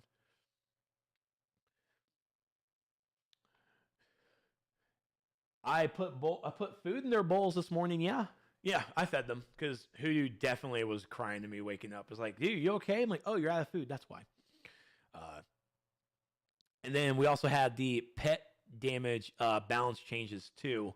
That again, like Earth and Sorcery got fucking love. They got love. Gadgets got a little bit of love too. I'm not really sure if anyone's still using suppressor turret. Yeah, we got two cats. Oh, two? No. Oh no. Fuck that. No. I want two. Again, I guess, of course, I get that mindset too. It's like, I just want to get this done. So I'll queue in 5 DPS, call it a day. But no, I run the 2x4. When I set my rates together, we run 2x4. I'll take two controllers. I'll ask for, hey, go ahead and give me a debuff controller, or go ahead and give me a buff controller. And yeah. And luckily I have a guy I have a controller friend who can do both, because he has the controller, he has the artifacts to do so. But yeah, I definitely run with two controllers. And that's the thing for me too, is that if I bring in a second controller, that's at least another person that gets to play their role. People are tired of the game being DPS Universe Online. Well, fuck. It's also a community standpoint too. It's a community mindset. You don't want to be DPS all the time. Then you as a community have to change that. Right? I mean, no one likes to see all these DPS players like queue up. It's like, oh man, we really need a tank. Where the fuck is all the tanks at? Play a fucking tank. If you want the tanks, then the other players, and true, it's also developers as well. Developers need to encourage more support roles. So I mean, I will even I'm a tank. I'm a rage tank. Will I take a second tank with me? Fuck yeah, I will, because I rage crash. I rage crash like a fucking champ. But I mean, no. I mean, the game, this whole 3 support roles, 5 DPS, that came from the community. That came from the community. Fuck that. I don't fucking support that at all. I will still go by the 2x4 format because that's what I play. And I'll find people who want to do that too. And if you don't, you can leave the group. I don't care. Players who make the groups run the groups. I mean, they can how they want to. And people who do the 5 DPS 3 supports, congratulations. More power to you. That's how you want to do it. But for me, there's a tank out there that doesn't get into the run. And I'll even talk to them like, hey, do you want to be main tank or do you want to be off tank? And first off, if it's an ice tank I'm running with, that motherfucker's going to be on the boss, and I'll take care of anything else on the side. As a rage tank, I can do a single boss, but I rather do multiple people. I rather live into the world of, yeah, I got all the ads on me. I'm good. You got the boss. You take that ad. The ice tank is the single target tank. The single target tank. Rage, I'm okay being multi. I'm cool. I live in this world. Thanks, Mystic Symbol of the 7. Carlin always gets the boss. She does. She's always the main tank. I'll side tank over here. But no, I definitely rather run with second healer, second controller, 2 DPS. Fuck it. In my eyes, if I can't beat this in 2 DPS, then that tells the DPS players how they need to be better, how we can help them work on their loadout. Because yeah, 5 DPS, that fist isn't going to do shit. If we're looking at like your DPS meters, your damage meters, come on. If you're running 5 DPS players, that's not really going to find anything. You're not going to look at who's really doing top damage because it's trickled out so well. A battle between 2 DPS players, that's a fight I'll fucking pay attention to. Yeah, I just want one controller that does, and that's the thing, is like before, and I'll give that to before artifacts. Before artifacts, there was no need to run 2 controllers. There wasn't. Controllers just needed to give power out and do debuffs. Before some of the artifacts, like, yeah, I'll run 2. One can do primarily debuffs, and they can do some damage. The other one can just do power out and do some damage. But now with how the artifacts work and everything, like, yeah, I'll take a buff person to buff our damage, to buff our health and everything. And the other one can just do there and do power out and debuffs, and they'll be fine. But I mean, can things be done with the one support role? Absolutely. But if we give a chance to run with an extra person, then yeah, that's a person that probably couldn't get into a raid because they can't do it single. So it's like, fuck it, I'll take you on, man. Come on, help out. Because raiding is definitely all about that building. That's why I'd grab 5 good DPS. You don't really need it. You don't need 5 DPS. You could do it with just 2. Because now that brings in more players to bring in. I don't see the teamwork either with 5 DPS and 3 support roles. At the same time, it's really hard with the mechanics in this game too. But I mean, there's some bosses that do need 2 tanks, and there's some bosses that don't. And absolutely, I know that. But I definitely will take that second tank because, God forbid, if that tank does die, he can just use an armory. It'll be fine. That armory still takes about 1 to 2 seconds, and that boss is going to run over to someone, and God forbid.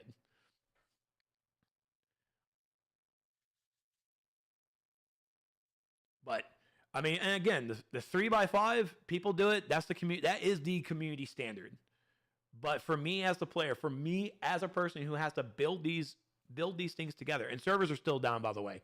We're still waiting for the servers to come back up. But for me as a player, I'll take the 2x4 format. I will run with those players, and that's exactly how I do it. Everybody's different. Everybody's going to be different. There might be players out there that will run with 3 healers. I've seen that before. But yeah, if players want players to have these roles and look for these roles, then we need to support the players who are doing it, and we need to bring them in. Like like I said, second tank, second controller, second healer, 2 DPS. Call it a day. I'm helping. And better yet, it's also people who might not learn or even might have something to teach. Because I'm all about learning, I'm all about teaching as well. So it's all hand in hand. That's where the teamwork really comes in, besides having one tank, one controller, one healer, and then the 5 DPS really are just there to burn. You know, and even as a tank, I definitely feel what's the word? Bored. I definitely feel fucking bored sometimes. There is just a lot of fights out there that no, you don't need a tank. You feel like you just don't need a tank for this because the aggro system in this game is just needs a fucking fix. It needs a fix.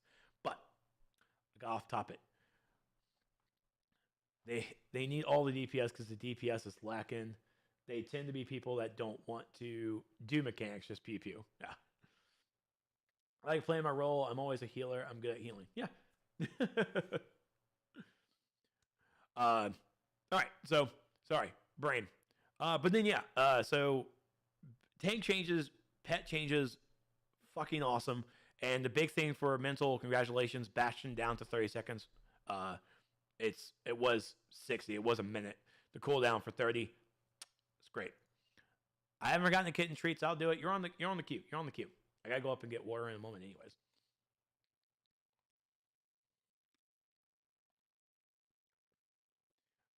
Whew, man.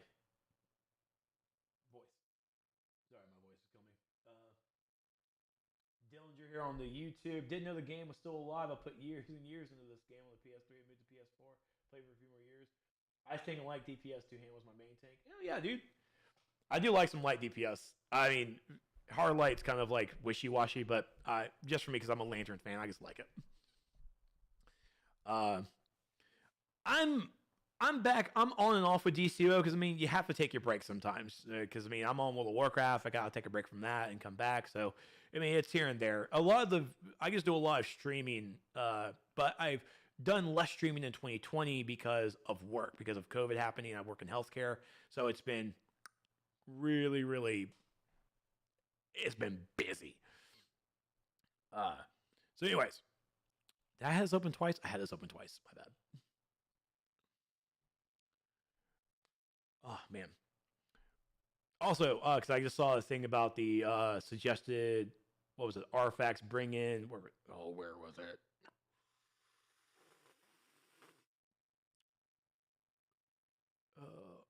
Fuck. I saw it just a minute ago. It was talking about the artifact. Oh, artifacts bring in teamwork. Artifacts also shouldn't be fucking mandatory. They also shouldn't be mandatory. Carlin, I'll handle it. Calm down, please. Artifacts should enhance the playstyle. It should enhance the power.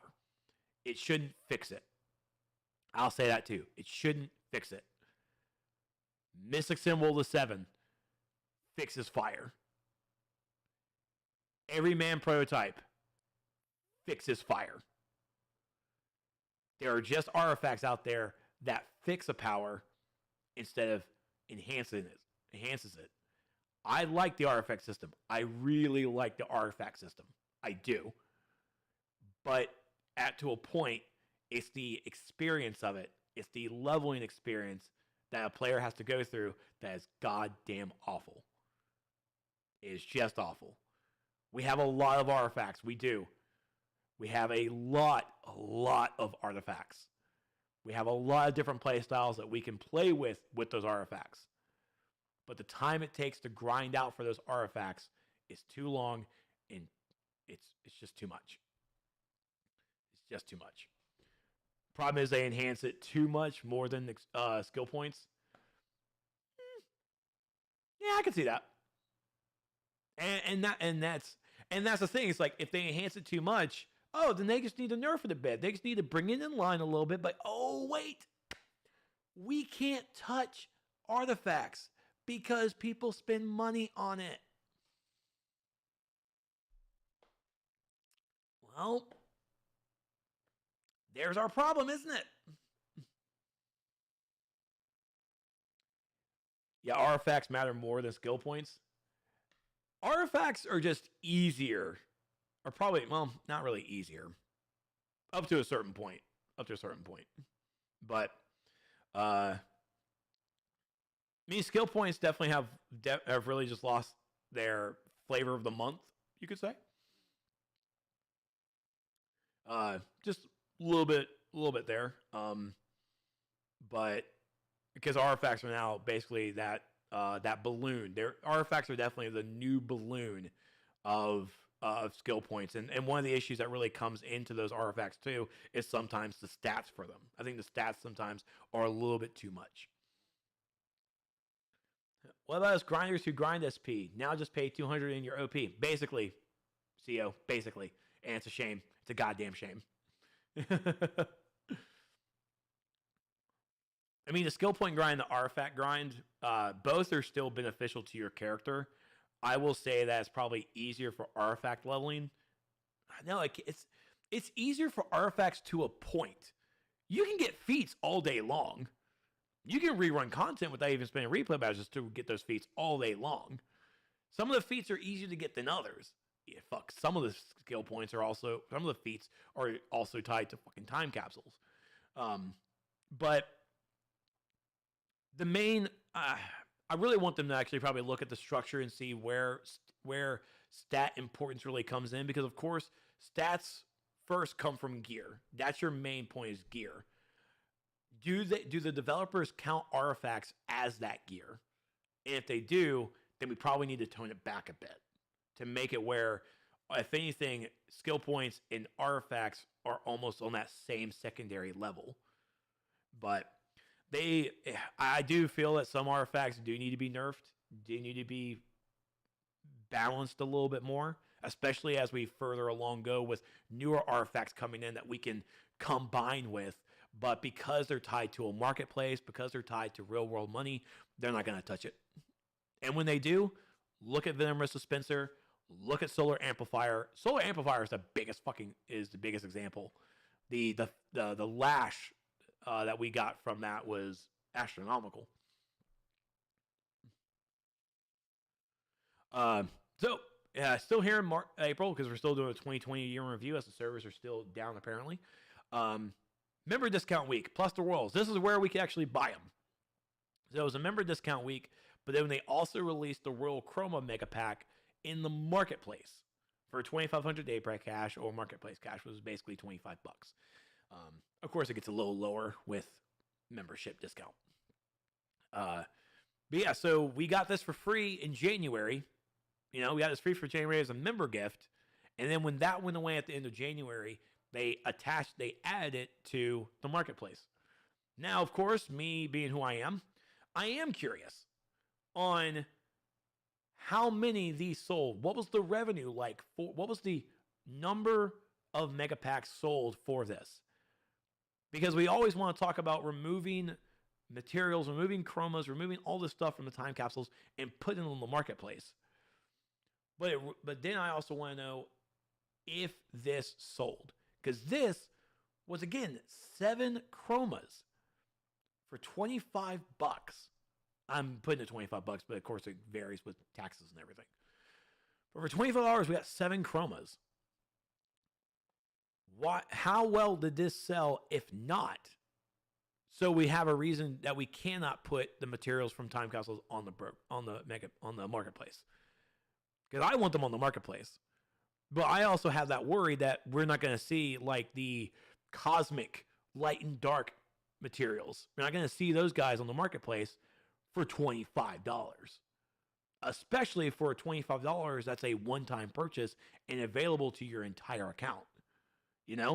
I see that one thing being at least a $40, maximum $60. I don't see it going over $60. No reason to pay the price of a brand new fucking game. Well, 70 now because of next gen fuckers.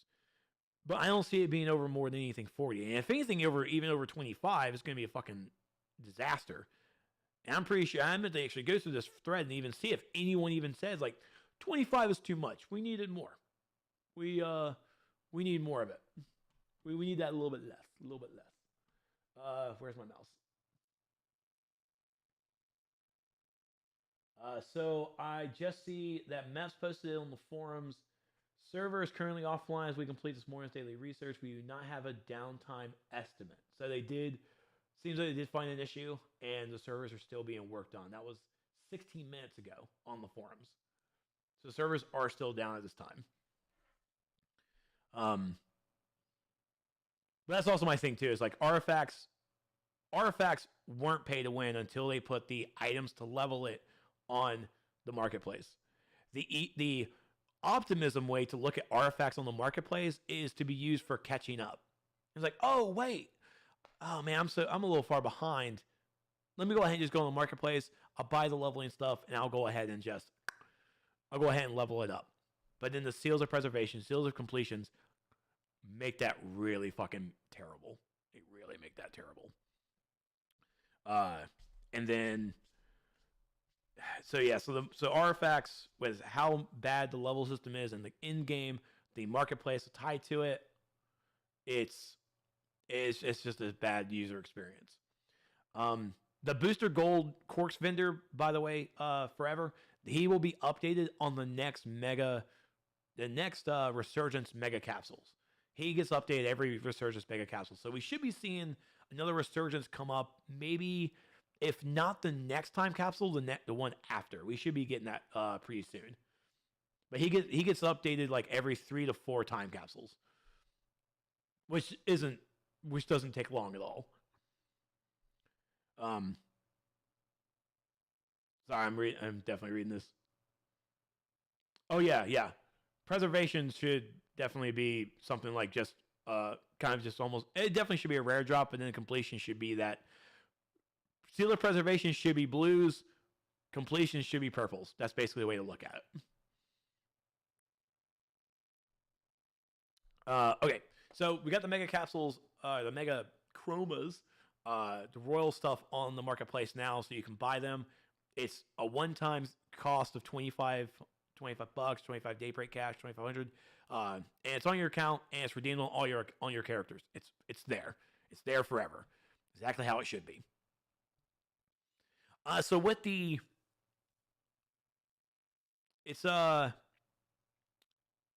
with the bonus weeks, because of how everything was going with COVID last year, they started a new bonus week feature, a new format called Episode Spotlight.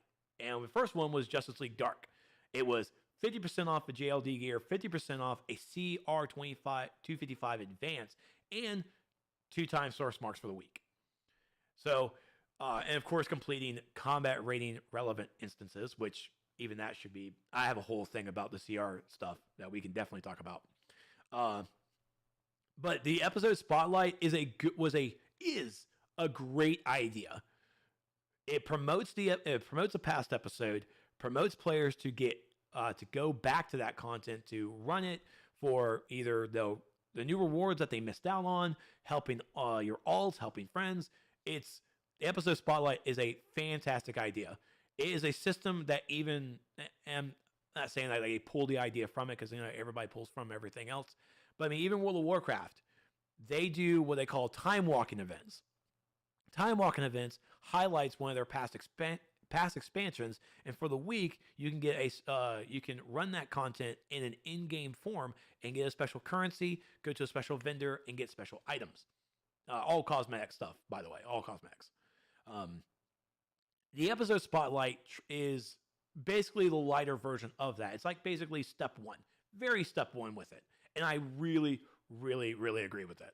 I like that we can go back into it, and because even for myself, I definitely didn't get a lot of the stuff on there.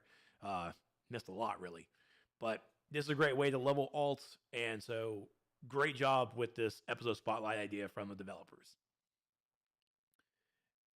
Birds of Prey brought a new boss to their episode with the Calculator Bot, and also brought new awards as well. Oh, that's right. Also, Calculator Bot got a chance to drop 2 new ornaments and also some emblems. Then the solo had some new, had some new styles brought in, less core security bots was added to the volcano alert. And then on the vendor, after completing the permanent shutdown feat, which was from Calculator Bot, you can get the enhanced version from that. So that's just cute. I know a lot of people absolutely love using the hooks. The main man hooks. And look at these bad boys. Look at these new henchmen, these backups. We need sidekick love. We need sidekick love. We've been needing sidekick love for years, but we definitely need it. And then, like I said, speaking of a resurgence capsule, here it is.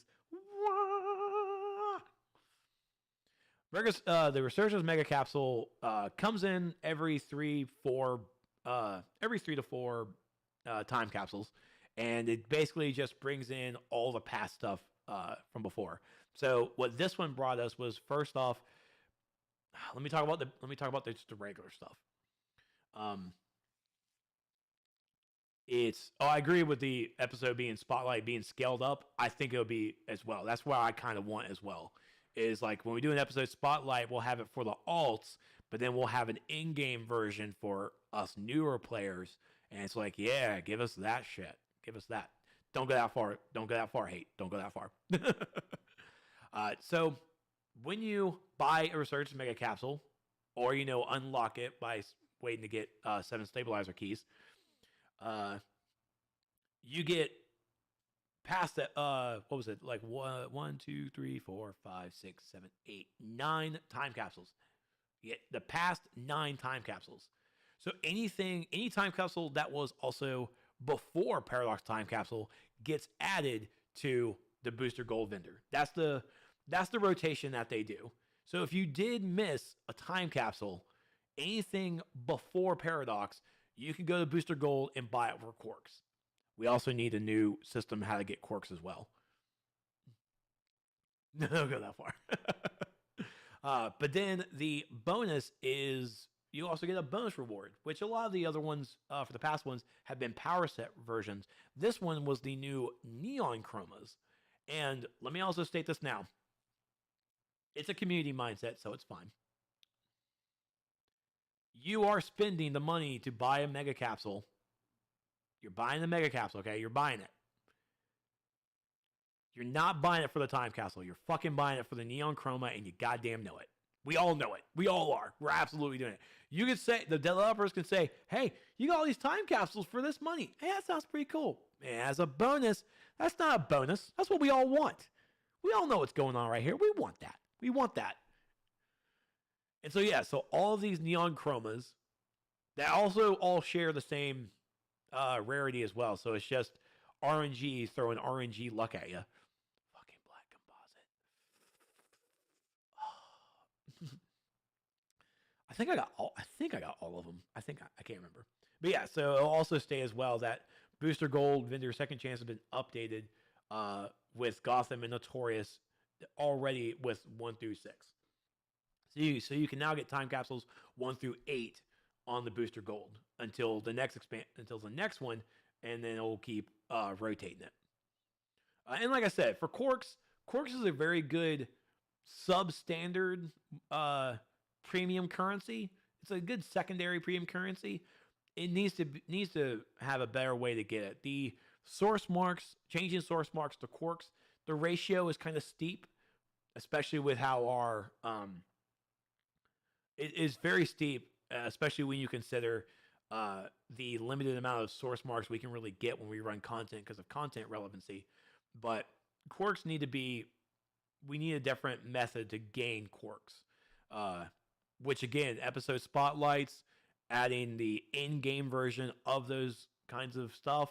We don't need episode currency. Give us Quarks as that reward, and we can definitely do that. But yeah, episode spotlights definitely need to occur. I want Quarks to be the in-game reward for that for currency-wise, so we have a reason to, one, in-game players have a reason to go back to that content to get that stuff, and we can get Quarks and we can spend it here. And also promotes people who play the in-game versions as well. So that's my story. I'm sticking to it. But yeah, you might be able to find some of these on the broker still. Maybe not. Probably. I I can only tell you to guess, but that's the Resurgency Mega Capsule, and we should have a one coming up. If not the next one, it will be the one after the next one. So we might see it like maybe spring or maybe in the summer. And then they introduced another new bonus week event called Raid the Universe. We only saw one version of this.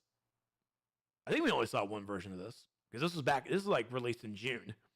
But it's still, and even with the episode spotlight, it's a new idea and it has room to grow.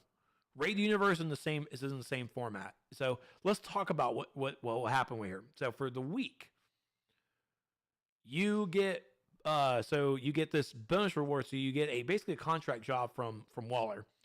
You have a locked confiscated goods box, which is one per account. So it wasn't per character, it was per account.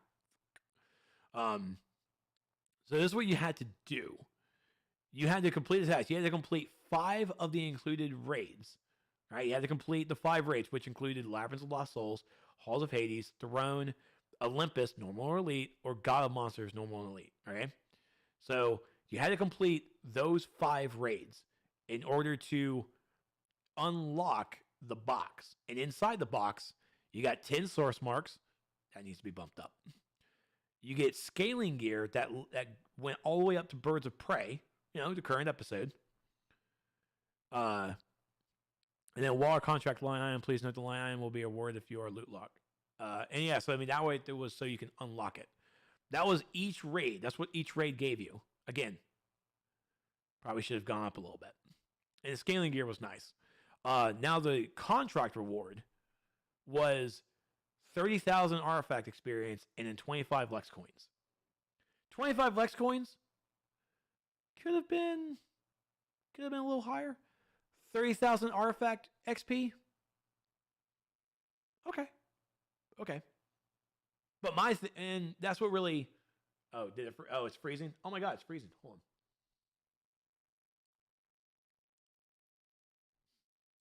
on. Embarrassing. Yeah, it's not just you. It's me. I just saw it. Oh, that is not what I want. Where's my webcam?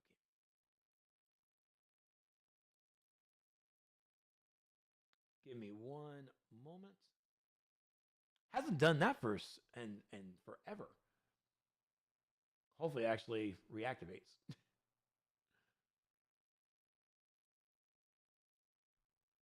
Now this would be the opportunity to actually feed the cats, wouldn't it? The cat's fed. They just want fucking treats. One moment. Let me switch over to my other camera and see if. I mean, I'm pretty sure that's on.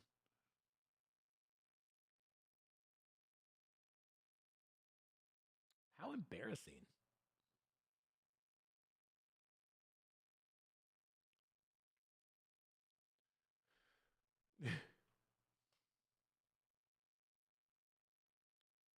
I'm not sure why the WoW Amulet of Rao is 75 quirks and the other 2 are 25. I'm not really sure.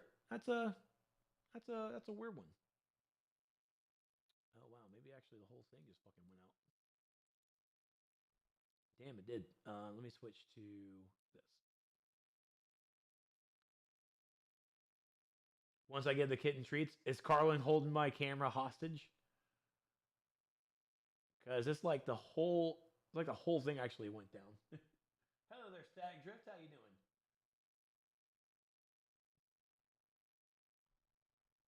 That's weird. The multi-stream isn't actually showing YouTube chat for some reason. I'm definitely happy I moved Twitch, the YouTube chat to my tablet. Wow, it's actually like the whole thing. I'm gonna have to probably re-add it. Holy crap.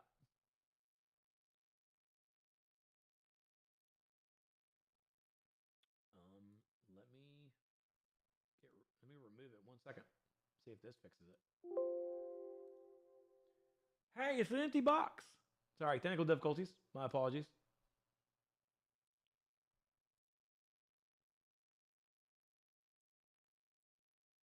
Let's see. I think it's actually probably the webcam is probably down.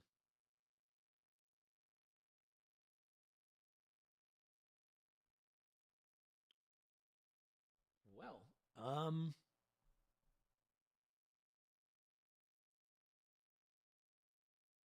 yeah, shoot. Give me a moment. Let me just gonna do the unplug, plug back in. 1 second.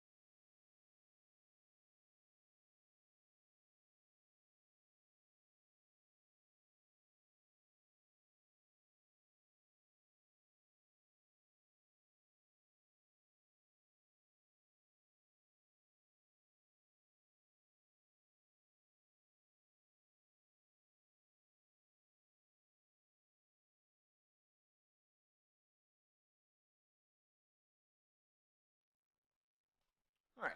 So let's see if I can get this camera working now. Kidding, I hear you. Don't be doing shit. Ooh, too big. And nope, that is completely fucking frozen.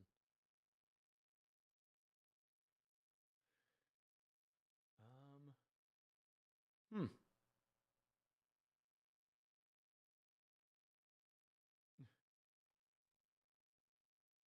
I see you, bud. I see you.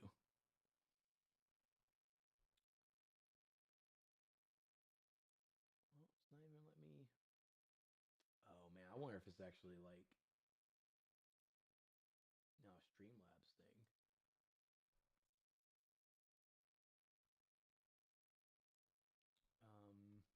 Shoot. Yeah, now I'm actually getting like no response from my webcam now, so that's perfect.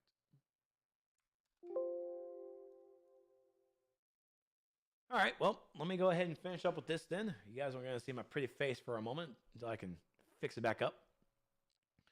But yeah, so Raid the Universe, yeah, it was a good idea. I mean, I'm not going to call it a terrible execution because it's a work in progress.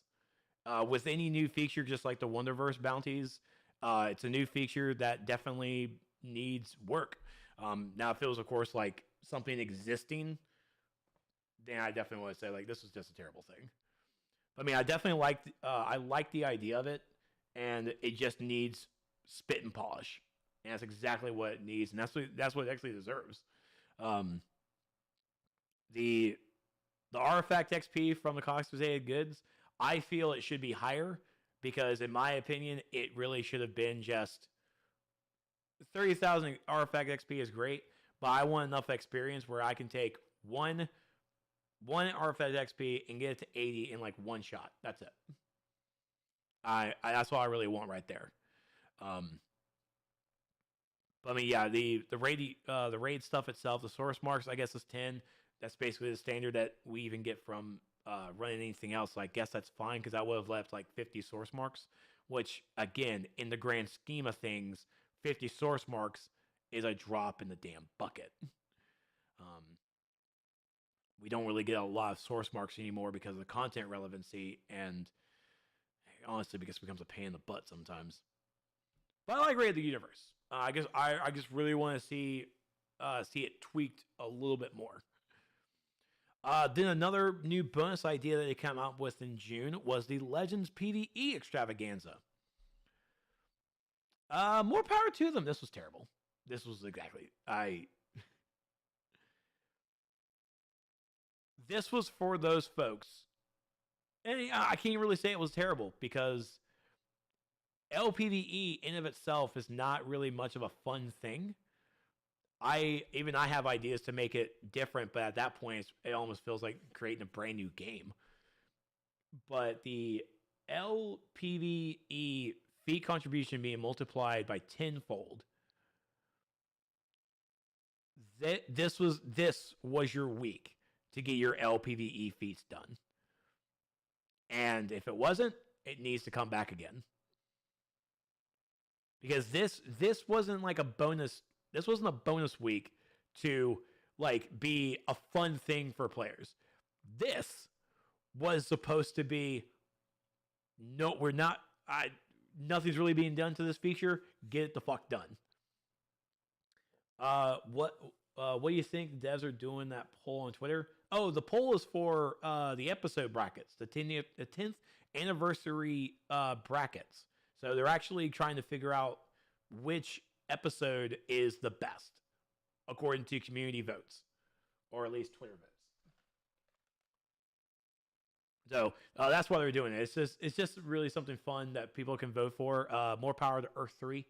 Hope it goes the distance. Dodge, you missed a lot of rants. Hashtag just saying. What do you think we were getting for the 10-year anniversary? From Dick Grayson over on YouTube. They've already stated that we're gonna get the CR skip. I'm not sure what else we can get besides like maybe some cool materials. Katie wants a membership sale, which I'm okay with a membership sale. Let's do it. I have sus they have something planned for that poll results. If no, I don't think they do, because in order for it, even for them to set up the LPVE extravaganza, even to set up the Raid the Universe stuff, they have to add and create systems to attach to that episode. And the amount of time, I mean, at the same time, it could be like if the winner here, it's like in a future Raid Spotlight, it's going to be this episode. Or a future episode Spotlight, it'll be this episode. But, I mean, that definitely could be it. But it wouldn't be something like if I see it like instant done, you know? So yeah. So LPVE extravaganza, yeah. I missed it because I just had work. But I definitely feel like if this needs to come back again so more players can like get that shit done. This right here was like the week to grind and get done with everything. Still in June, bonus currency week. I wanted to come and bring this one up because this one was for more for Birds of Prey. And it also added the adaptive Earth Chroma set. Ooh. Also brought in a new hairstyle and aura and some new adaptive stuff as well. So new eyes. And these are the new auras as well. So, and then the Amazo bracers. So you can get Amazo's eyes, Amazo's bracers, and bracers and eyes. So yeah. I'm not really sure why the adaptive Earth Chroma set was the chroma set that I just say his name. I just say his name. It's already escaped me.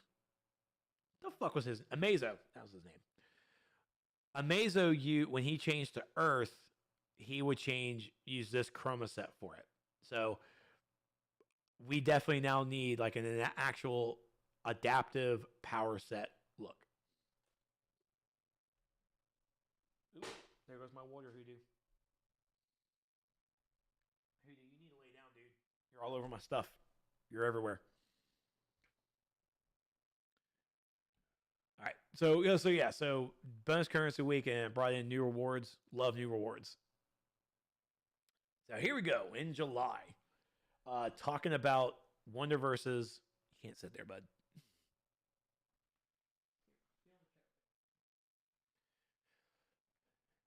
So with Wonderverse, SJ wanted to come out and talk about the new structure for Wonderverse's open world, being Patchwork, Themyscira, and everything. And I'm just really just going to go over the TLDR. New approach to the open world with emphasis on having the option to play more and for longer, which is exactly what we fucking want, without spending money. More content, including raid-like world bosses, and more rewards not gated by loot lock, including the new secondary currency. Like, these were all my checkboxes. And I will agree. Like, yeah, the raids themselves. Well, actually, no. I mean, the world bosses in Wonderverse, well, each of them have mechanics. Still a DPS fight because still a DPS thing. But I will say Valdis, I say, probably doesn't have many mechanics. It could have more. The Wonderverse world bosses have better mechanics than the others.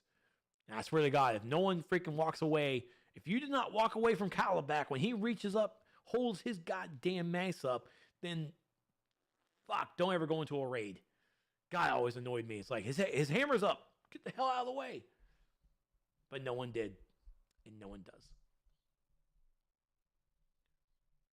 Sounds amazing on paper, but the execution was terrible. Execution was good for me. Execution, and again, that's basically where I also recommend for other players to try their MMOs out there too, if they can. Like, I came from World of Warcraft. I can spend my time in that game doing world quests, doing world bosses. The bosses here in DCUO, it's again a get in, get out kind of a format. I don't have a reason to stay in the game.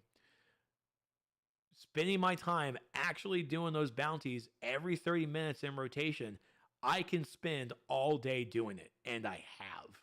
And I loved it because I wanted it. It put me in the game. It wasn't that. I mean, and I will also say it does suck for alts as well, but alts also have other issue in this game too. But no, like, I'm all for it. I was all for it. I like the pricing definitely more in. It's weird. Less bosses in Wonderverse, lower pricing, but then of course Legion has more bosses, so it's higher pricing. But again, it's a big sticker shock. It's an absolute sticker shock. But I mean, I love it. And someone says like it's gonna take like 5 hours to do all this. I'm like, cool. I can do it in 5 hours. I can do that 5 hours in an hour a day in a week. It comes into the mindset of players either wanting it done now and not understanding you can break it down over time, but they want to finish it now because the game allows you to. And even folks are saying like the game pressures you to, and it doesn't. Like, you want to get it now because that's just the mindset of wanting to get in. Either you're excited about it or you just want to get it over with. But like, you can spread this out. Like, I have also spread out too. I have also not finished a lot of stuff, but it's also not been the end of the world for me either. I just like, oh, didn't finish it. I'll come back to it whenever, and I'll just move on. Thanks for the episode spotlights. I've gone back, and I was actually able to get that damn henchman trinket from the Shadow Golem because I never got the fucking shit. I never got that goddamn trinket. I got it, but I needed it for an alt, and my alt finally got it. I was like, fucking A, finally. Didn't actually buy it. But again, it was a new system that came in, and yeah, of course. I mean, and Fix definitely said like it looks great on paper. It was poor execution. It was poor execution because players weren't prepared for it. As a World of Warcraft player, I know about open world grinds, and I can do that. This was something that actually encouraged players, or got players to do more in open world. That, of course, yeah, they probably didn't want to do. Absolutely. So they begrudgingly, like, they dismissed it. They didn't want to do it, and they wanted to get it over with. But for folks like myself who want a reason to stay in the game, oh, I have a reason to stay in the game. Fuck yeah. Can't wait. And I stayed there. I got done with all my instant stuff. What am I to do? With open worlds are supposed to be about living. It's supposed to be about breathing. It's supposed to be about staying in there. And we had jack diddly of it. We had nothing. Nothing. And so with these bounties for Wonderverse and even Legion, like, we are in this world where now, I mean, yeah, we're fighting this boss over and over again, but we're actually in it at least. I'm in other open worlds doing my dailies, doing the one bounty, doing a couple of weeklies, and then I'm gone.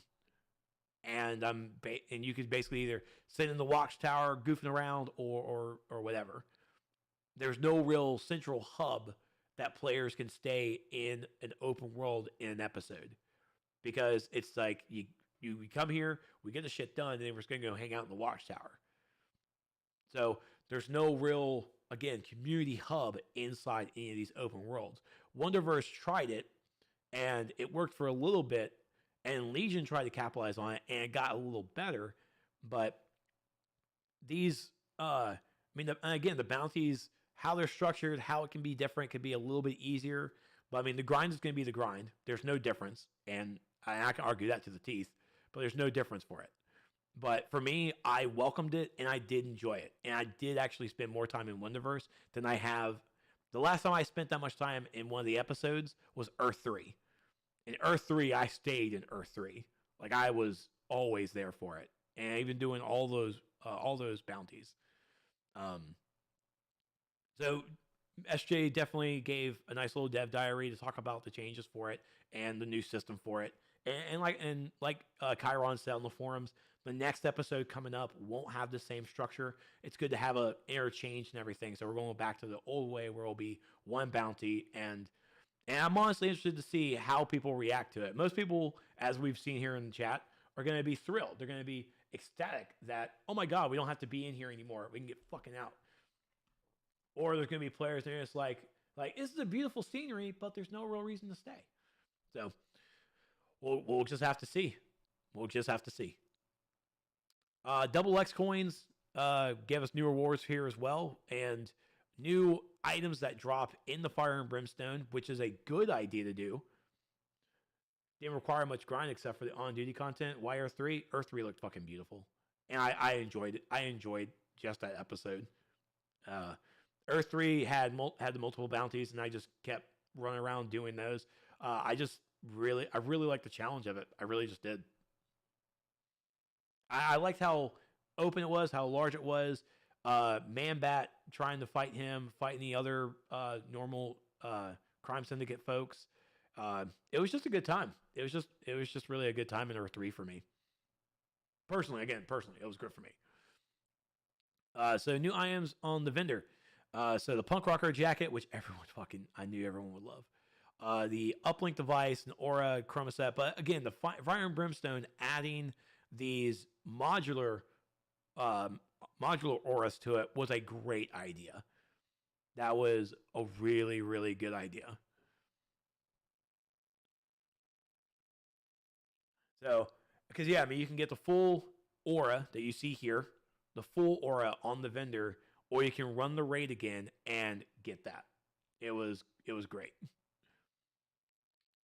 Wasn't that just Metro? It was Gotham, but it was Gotham City, but it was an actual unused map of Gotham City. That was we don't actually have that Gotham City in Gotham City. That one was one of the maps that didn't get used when the game was first made. Because that map was actually supposed to be part of Gotham in the original design, but they took it out. And then the developers found that asset and updated it and reused it and decided to make it for Earth 3. So that's actually a Gotham we don't have anywhere else. I'm pretty sure we used it for something else here. But yeah. If they're going to add SM back, I don't know if they're going to add survival mode back. I mean, the system that they introduced when they brought it back, it does hint that it needs to come back, but I don't know. I mean, if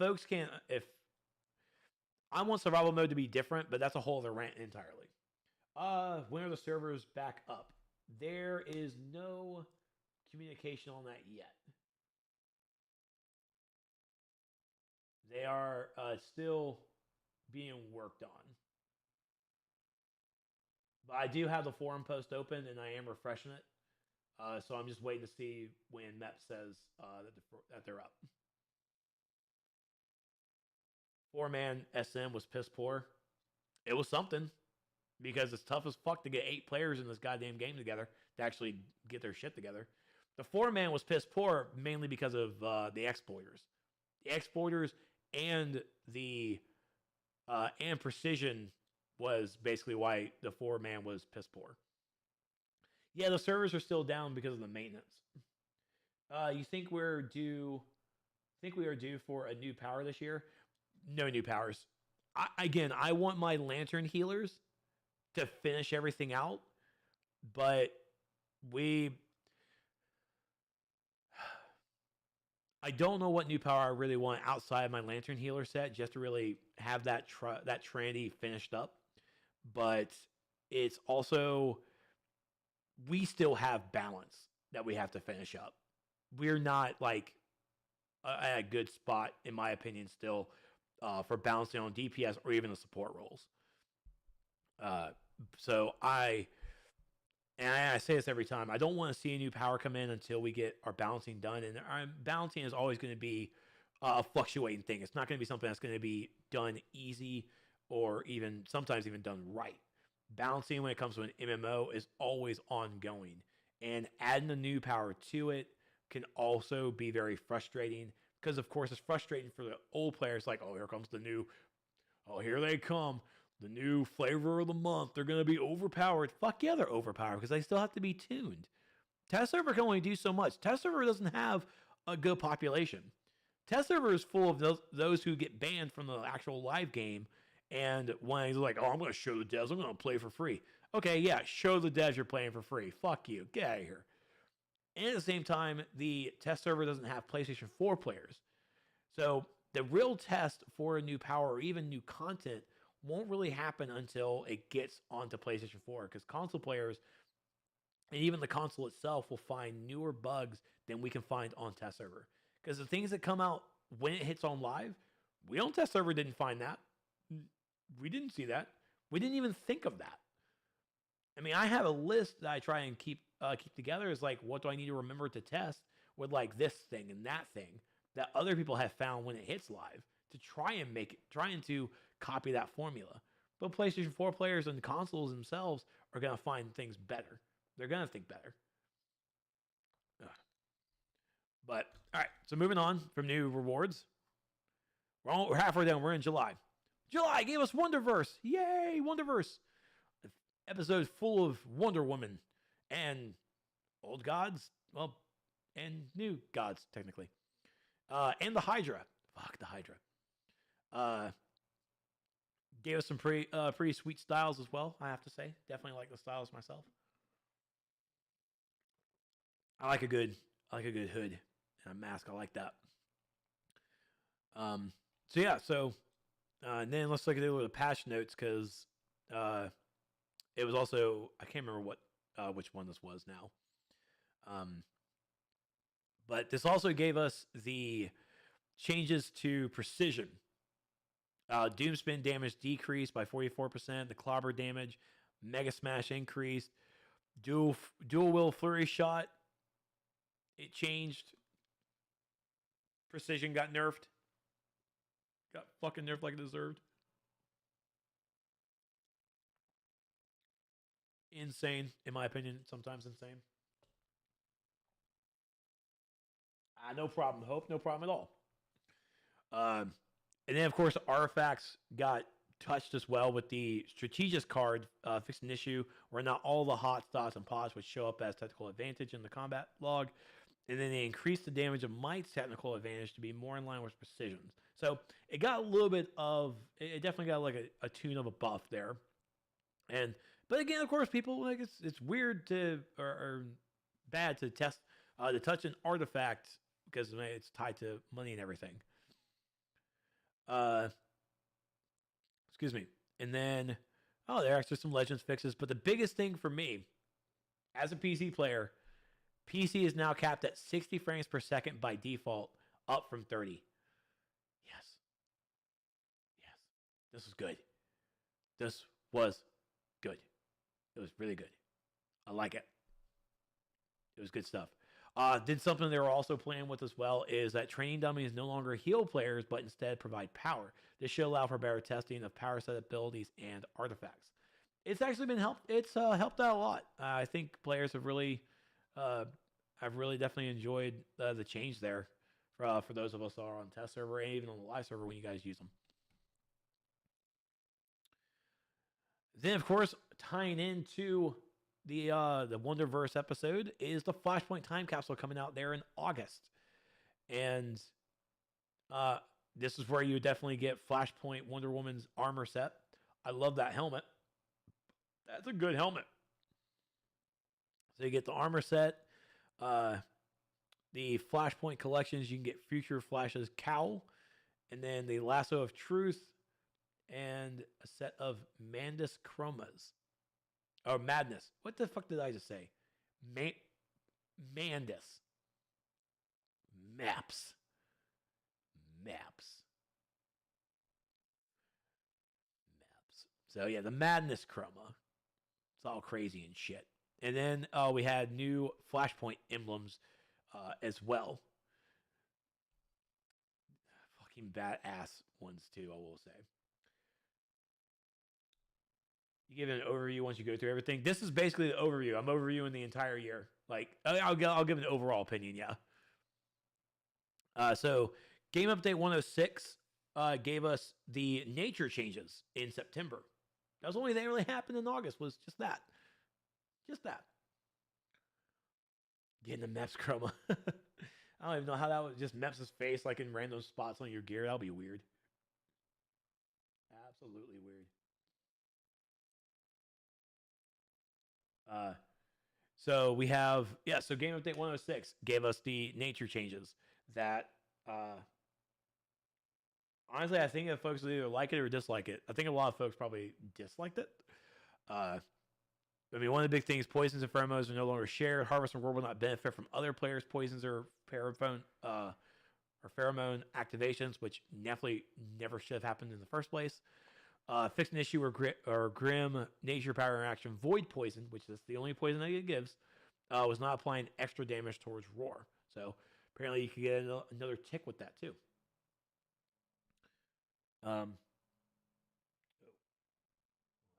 Definitely need to put on call phone.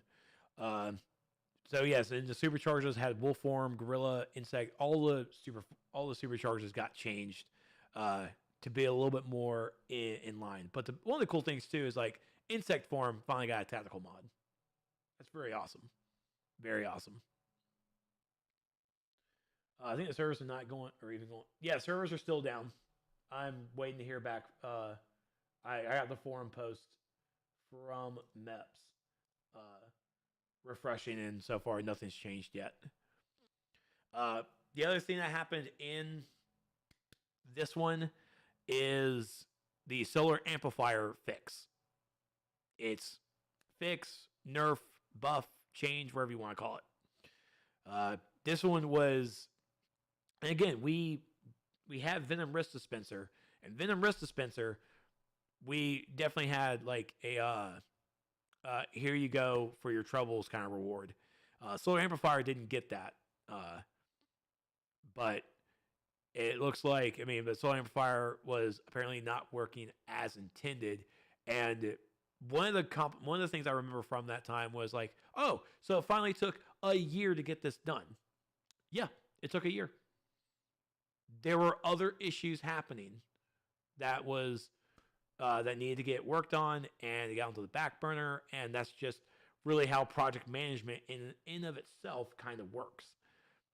It does suck it took this long to get fixed, to get looked at, but it finally got looked at. And the developers, because of this feedback, they also changed how the Arkham Asylum bug system works. They made it to where it's updated. So folks can see it and use it a little bit better.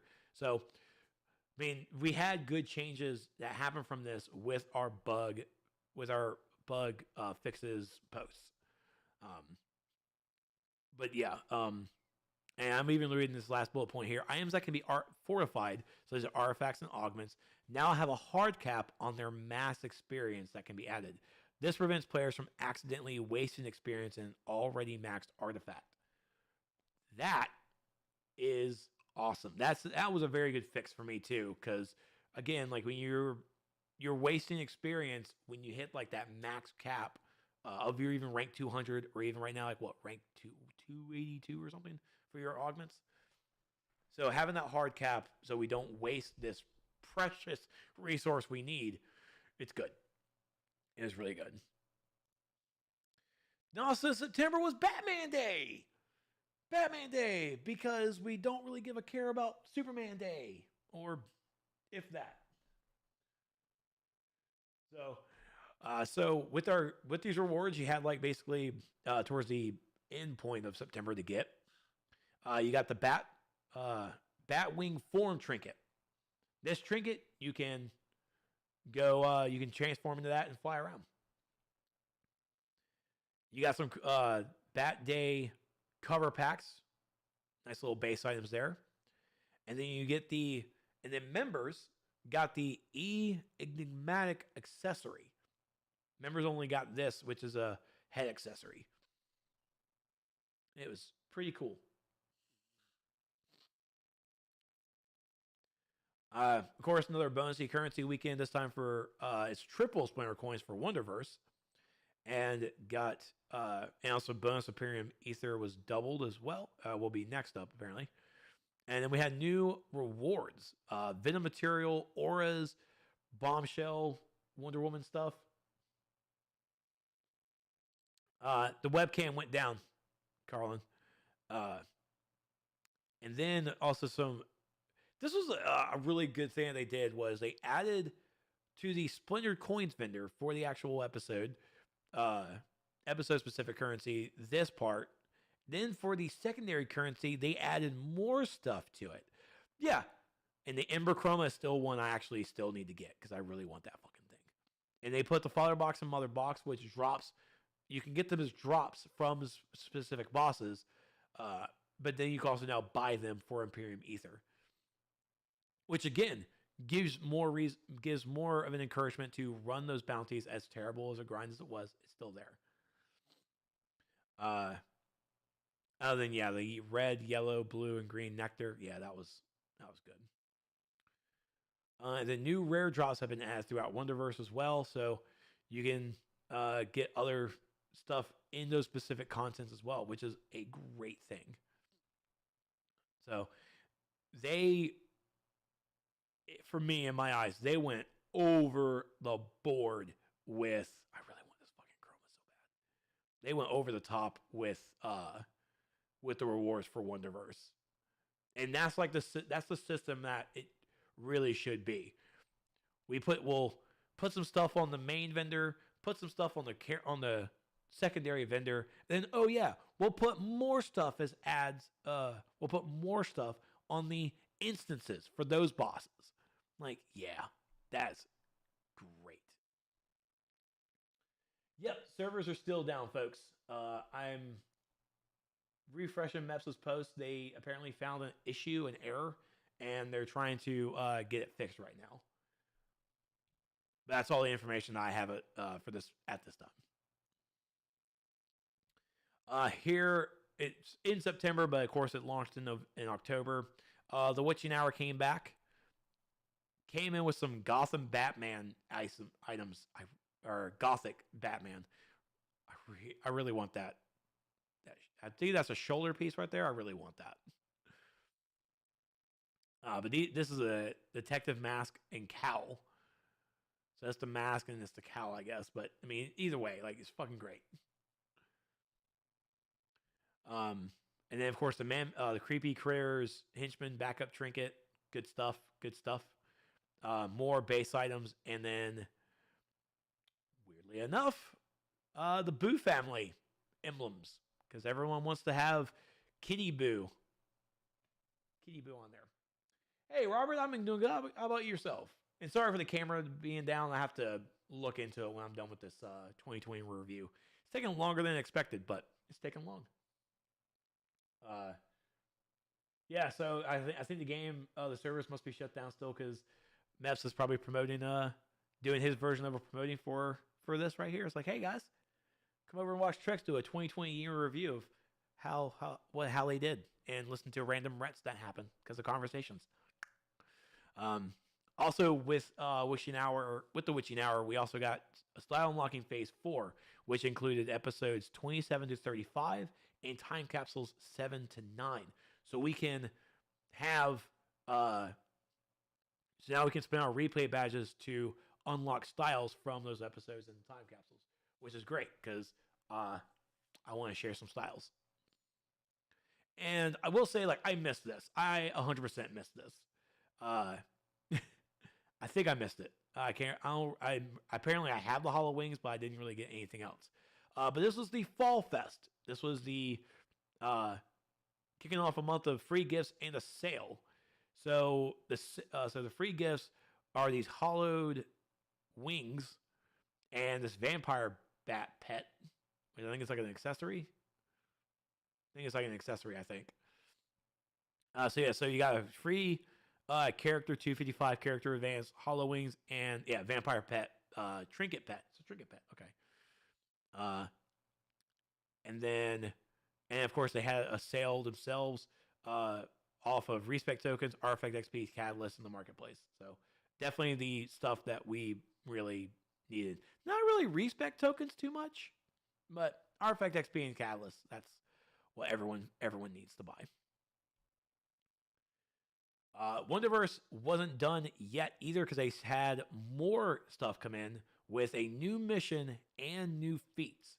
So Cersei brought in we got a new mission for Cersei to set out and battle the world bosses, defeat each boss, and look for Cersei to arrive in the battle's chaos. She has a trick up her sleeve. It was really just doing some extra destroying these Sisyphean stones while we're fighting the world bosses. And we had to defeat enough to complete the mission and also complete the styles as well. That's what I didn't do. I never found Cheetah. I was out of it when because of work for this part. But yeah, I mean the Cheetah lurking in the shadows and patchwork. I never found Cheetah, and I need to go do that. And of course, they brought us new rewards with Zeus's Fury Aura being added to the vendor, and Cersei's Bestiomorph trinket. So these are, I might go back and actually grab these for my villain. Yeah, that was actually pretty cool. Katie did. I did day one. Wow, good for you. Good for you. Thank you, Christian Bale. And then November, we had the announcement of Long Live the Legion being our next episode at 39. Actually, I think this is basically, it was launched right there in November. So we probably have maybe about another month or two of Legion, if anything. It feels really weird that we have Mordru as the big bad for this. Like, okay. Win the future by destroying the past. Like, okay. I didn't get it. I didn't get it. But it's there. So, Mordru, Valdez, Emerald Empress, and more were all the villains. And of course, we had our heroes being mind controlled by the Empress. So, the Legion episode is still going on right now, and I'm not disliking it. Of course, I like the open world stuff. But I will say, like, the story of it is not as well as the others. It's just I'm pretty sure like I'm missing something, or I must have done something in like the wrong sequence.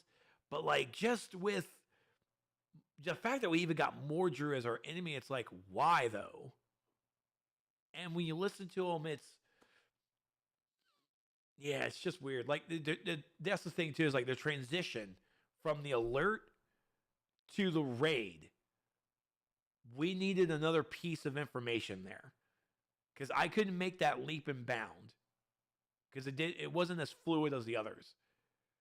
So it was the story wise for Legion, like we're happy Legion is there, but like it's let's see, they are following the current the current revamp that Bendis is doing. That's why it's Mordru.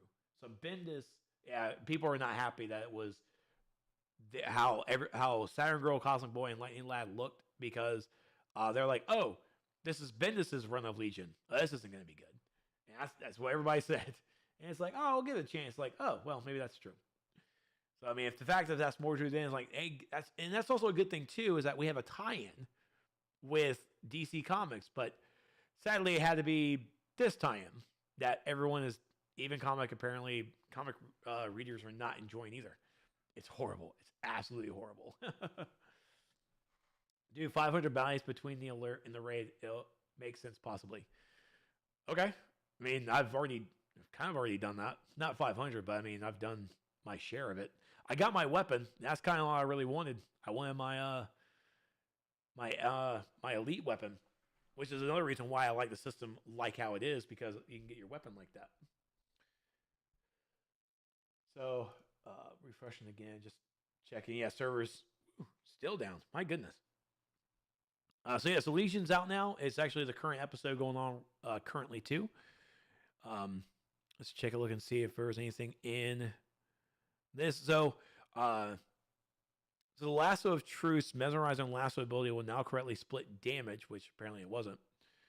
But another thing about the augments.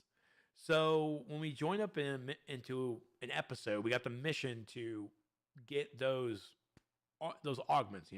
We get the episode. It's like, oh, complete this. Just literally complete the mission, and you get your augments. They're no longer doing that for the following, which can be found in the appropriate episode vendor. So when you hit, as an example, cybernetic cores, that's Teen Titans, like where augments started.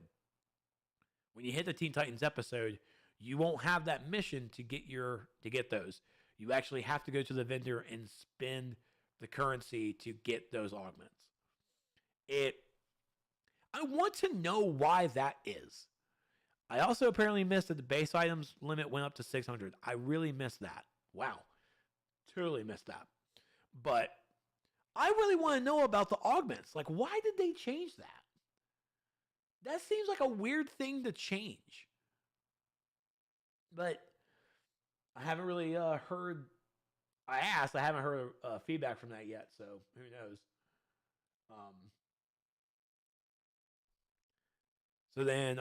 Then pets should no longer appear in cutscenes. Bring our pets back. Let our pets do pets things.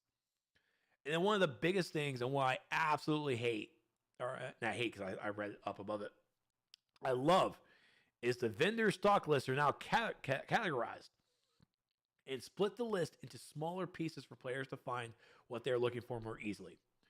I was looking for a tab system, and right above at the top, you could choose like those tabs and just click on them. And of course, you can make it easy for PlayStation users to do as well. But instead of making a tab system, they still make it cataloged, and we can use a button to scroll through the different catalogs. That's great. 10 out of 10. 11 out of 10. That's fucking great. That's beautiful. It's amazing. I haven't gone back and looked at old stuff, old vendors, because hopefully it's retroactive. I hope it's retroactive. And I hope it's even retroactive on the mechanical supply vendor who has all the tier stuff. So you can literally look at tier 1, tier 2, episode this, episode that. Like, it'll be fucking great. Oh, it's so great. So good. Love it. And then with the launch of Legion, gave us the Teen Titans Time Capsule, which is the current time capsule going on as of this recording. Love the helmet. Love the wings. This is a hot Raven outfit. Hot Raven outfit. Good old Raven gear. Good old. This is a pretty stellar style. And then we got so the collections for these are the Drifting Feathers aura that you can see right here. Nice little feather aura that people with wings always wanted. I really hope it's actually color coded. You can actually it's tintable. I don't know if it's tintable. I didn't hear. The Spiral Operative Pack, which is this Nightwing outfit. It's actually just like, I think it's a chroma, isn't it? Like, we were always getting confused by it, but I think it's a chroma. It's like basically Void and it's the Void and the Smoke put together. And then, Ralph Prime, thank you so much for the resub, brother. Forgot how early I might be awake. The fuck you doing starting at 9 a.m. and what you done with the treks? Oh wait, that's a rant. Okay. No, it's my camera went down. The camera broke, so I may have to look into that. And then, yeah, this is the gemstone that is battle active. Yeah. So this is how it looks normal. This is when you're in combat. I'm not sure who's really going to be able to see it, but good luck to you. And then, people hated these fucking emblems. I have never seen so much hate with emblems before in my life. But it's the classic. It's we got the Teen Titans here, and like in 8-bit form that are also, I think the enhanced versions are battle active. I really like the Robin one. It's like his face didn't even change. And of course, you have your Ocean's Pizza, which has their own enhanced version. So enjoy from Ocean's Pizza. That's what it was. Wait, now I'm even more confused of what it really was because the smoke. That's the smoke chroma. That's the smoke chroma. Actually, what the fuck was the Spiral Operative pack? I literally keep forgetting it. But either way, I think they were corny, but it's still something new they couldn't do before. Agreed. Yeah, absolutely agreed. And yeah, the smoke chroma pack was the ultra rare, and if you opened up 15, you got Raven's classic feathered cowl. I miss Tori a lot, and I hope he's doing okay over there across the pond. But yeah, I miss him as well. He did good sheet.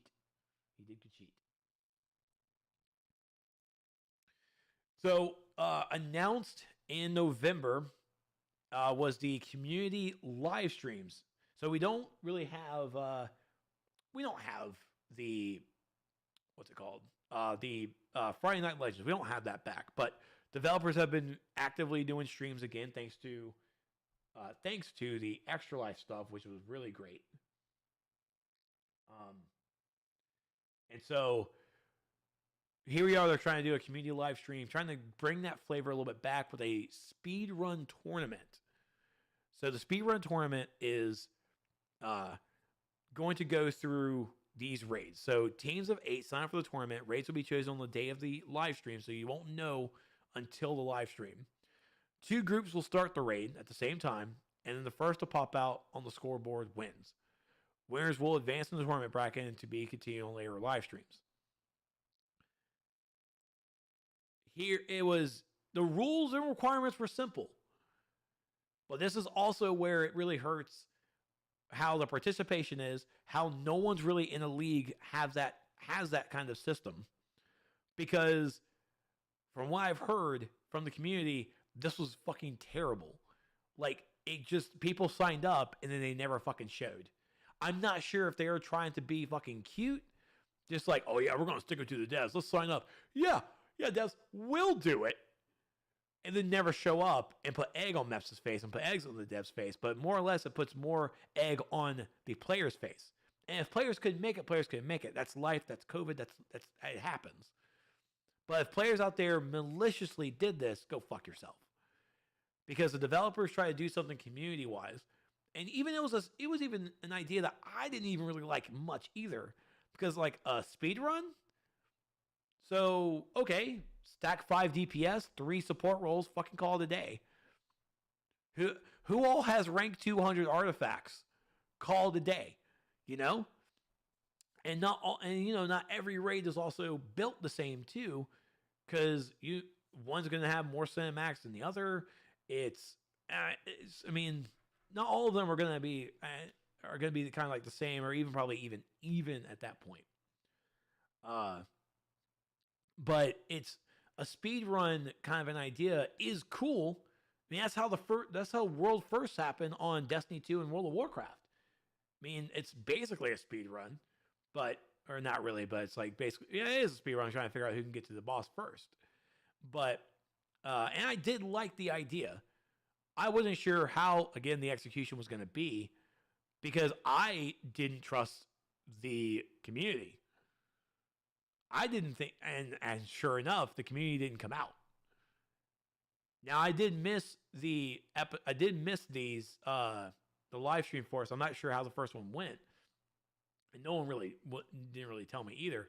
But I like the idea. I think it would work very well. but I'm not sure if getting 7 people together would actually work. It's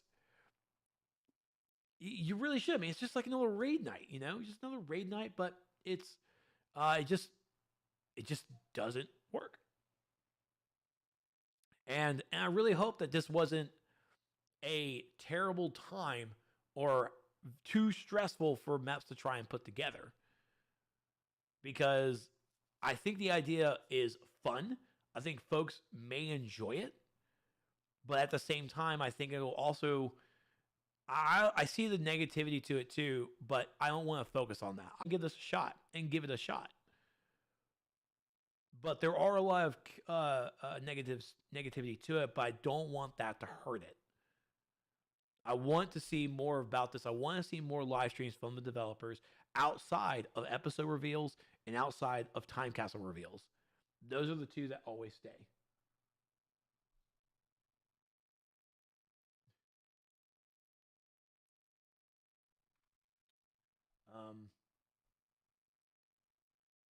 I don't know what is going on with my fucking Twitch. Was like just spazzed out real fast. I feel like it's still spazzing out. Hopefully it's. I mean, it can't be my internet. My internet's fine. I don't know. That's weird. That's trying to shut my server down. Trying to shut me down, Maps. Not happening. But I want to see more of this. We need to see more community live streams outside of just the marketing streams. And it really is. And for me, it's discouraging when you go onto DCUO's Twitch channel and you really just see nothing but time capsule this, time capsule that. Here's your episode reveal. And it's like, where's everything else that we can really fit in? Like the dev diary that SJ made up. Like, how can we make that into a video presentation? Like, even that dev diary could have really just been like interviews with the developers talking about what exactly they did and everything. Like, that would have actually probably been a cool thing. But at the same time, COVID happened. So, we that's what we kind of live with. No one's really in the office. Everyone's working from home. So I definitely feel, understand why they didn't really kind of do that, but that's kind of like what I want to see. I want to see more of the community stuff.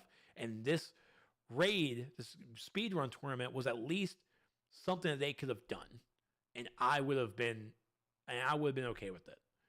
And because I think it would have been something fun to watch. But we have to have people participating. And that's where it came down to as well. Is like, did enough people participate? And if not, then what's the likelihood they're going to try and do this again? I mean, could it be easier to do a speedrun tournament with alerts instead of raids? I mean, alerts have like maybe 2 bosses, while raids have 3.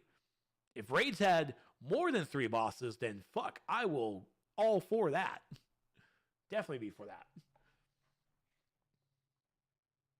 Oh, Fending, thank you so much for hitting the follow button. Much appreciated. All right. Coming to the end. And of course, Black Friday. Black Friday and Cyber Monday sales. Artifact XP stuff.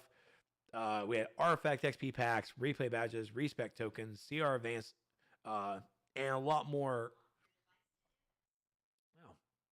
I need to turn Bixby off. It's being a pain in the ass on my phone.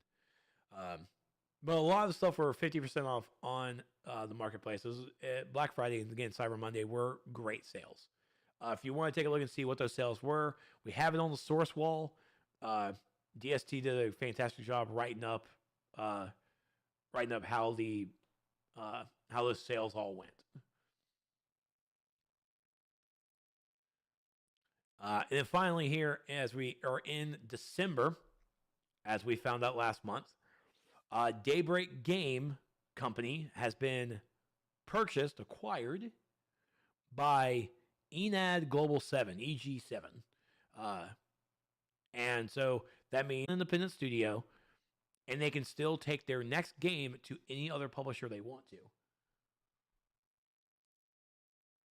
But that's, of course, their decision. all of them. EG7 could easily just say it's going to be, they want it.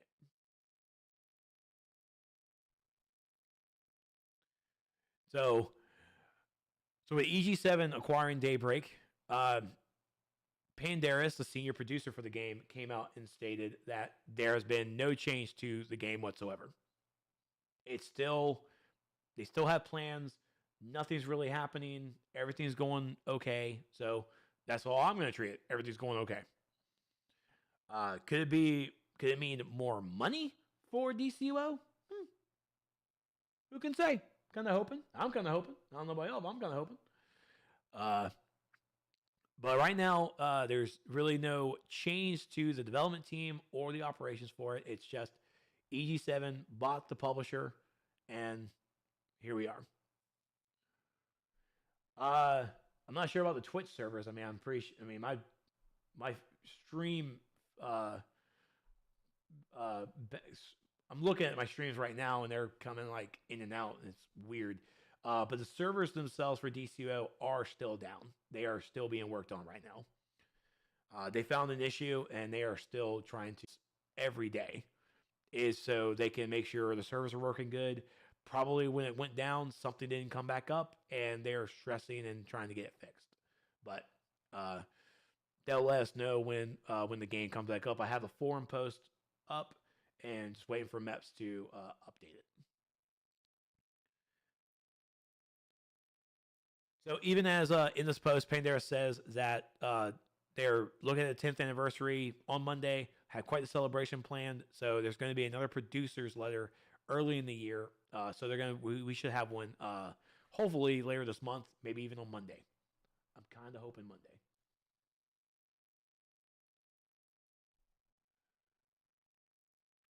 Then we have the server update, which brought us the winter event.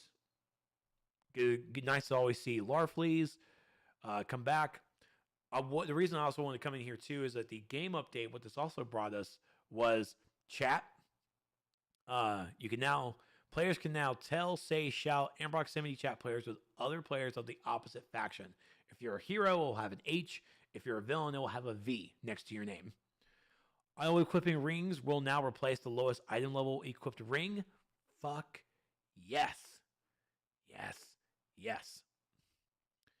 Apparently, fixed an issue with the computer's redistributor HUD would not gather precision damage from different forms. Apparently, nice to know. And this also was the winter event did start late because of an issue, and so they did give us a free gift of some holly leaves. So that was pretty good. Also it came out in December was the new Cosmic Booster Bundle, new booster bundle. It ended just this past week on the 6th, so this is now no longer available, but you can probably find it on the broker. You will never, ever find the dark Cosmic Chroma or the light Cosmic Chroma from anywhere on the broker. It will never be on the broker because people are asking for over the broker limit to get these items. They are asking for billions. And if you don't have billions, then they're going to give you a middle finger and you got to walk away. But you could probably find the Cosmic Aura or the Nebula Aura and definitely the new materials, tungsten, chrome, and green metallic. And of course, we have new dark yellow plasmic and a dark blue plasmic as well. Not really sure why we brought plasma auras back. Probably just to fill in the bundle, just to fill it in. But Carlin actually got dark cosmic on her third box that she opened. So good for her. Good for her. And then finally, they gave us a winter sale right there at the after Christmas, and it gave us the return of the 40 stabilizer pack, and then the sale that this sale did not include, excludes stabilizer, time capsules, the XP packs, booster bundles, and the holly leaves. Like the number one things that were really that you should have bought with the winter sale were either replay badges or buy the Seal of Completion. Seal of Completions were on sale. That was the best time to pick those up. But then yeah, that's the year. Whew, my God, my voice is dying. My voice is dying. So yeah, so that was the year in review. DCO again. DCO is currently down right now for server maintenance. It's unplanned. It was supposed to come back up, but then they found an issue and they're working to try and fix the issue. So no time whatsoever right now when it's going to come back up. It's kind of magically happen, and they'll let us know. Woo, woo. I'm out of water, so I'm gonna have to get water. So that is 2020. All of it. That was all of it. I gotta get my webcam back up and running too. So that was it. We had new systems come in. We had new bonus weeks. We had 3 episodes, and it was a good time. The 2020 was a whole different beast altogether. We don't need new powers besides my lantern healers. New powers don't really do anything except for just basically like a quick money thing. I mean, it spruces stuff up, but I'm not a big fan of new powers at the moment because there's other powers that still need to be worked on. And at the same time, we have artifacts, so God forbid for that. 2020, because of COVID, everybody had to work from home. The developers had to move their equipment that all talk to one server into homes. Sea of Heroes isn't a real game. It's pirates. I don't give a fuck.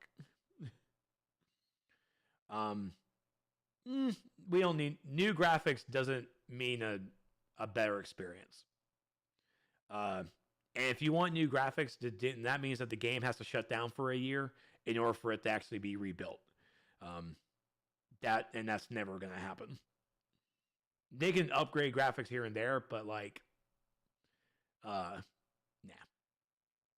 But with the developers working from home for 2020, it was really, I'm even surprised we even got 3 episodes out of this year.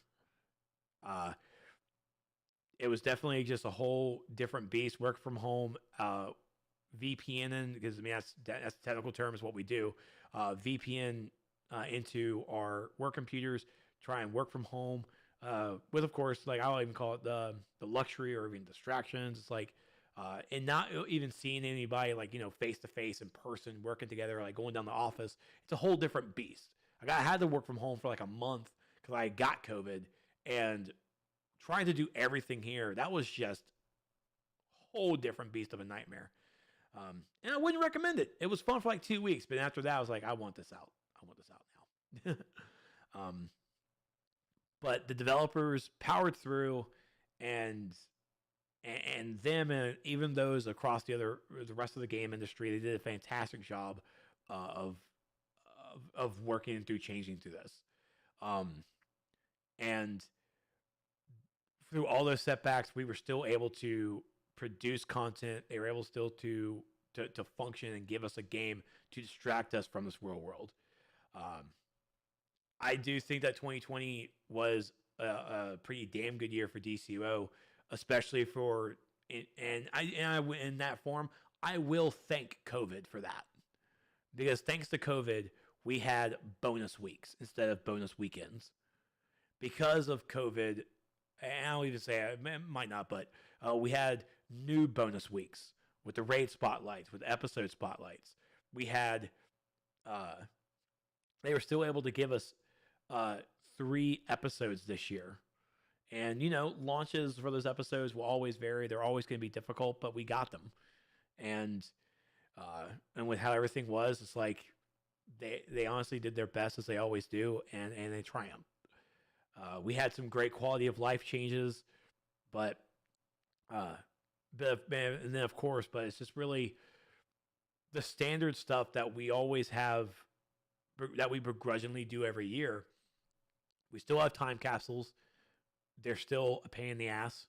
We still have a wretched economy on PC and PS4 that hasn't been touched. What they did in 2019 for the money wipe, it was great. It was it was work, but it wasn't enough for me. It wasn't enough.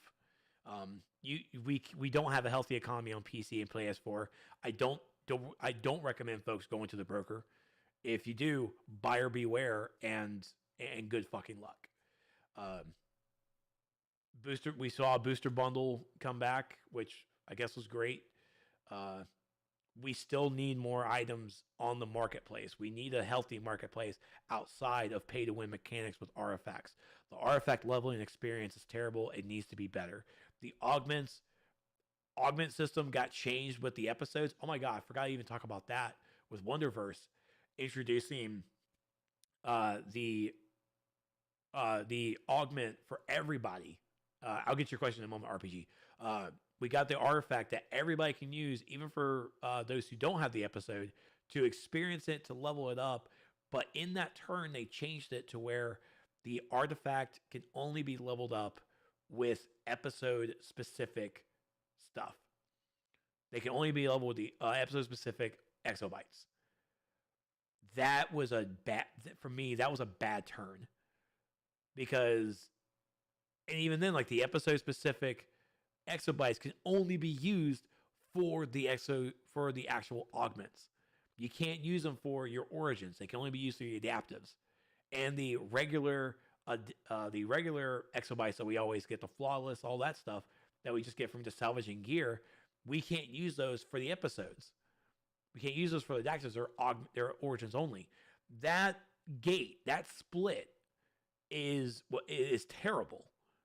It is really terrible. It makes that grind even worse on top of everything else we have to do for the episode. And again, it's a gate. You are gating what we can do for our augments.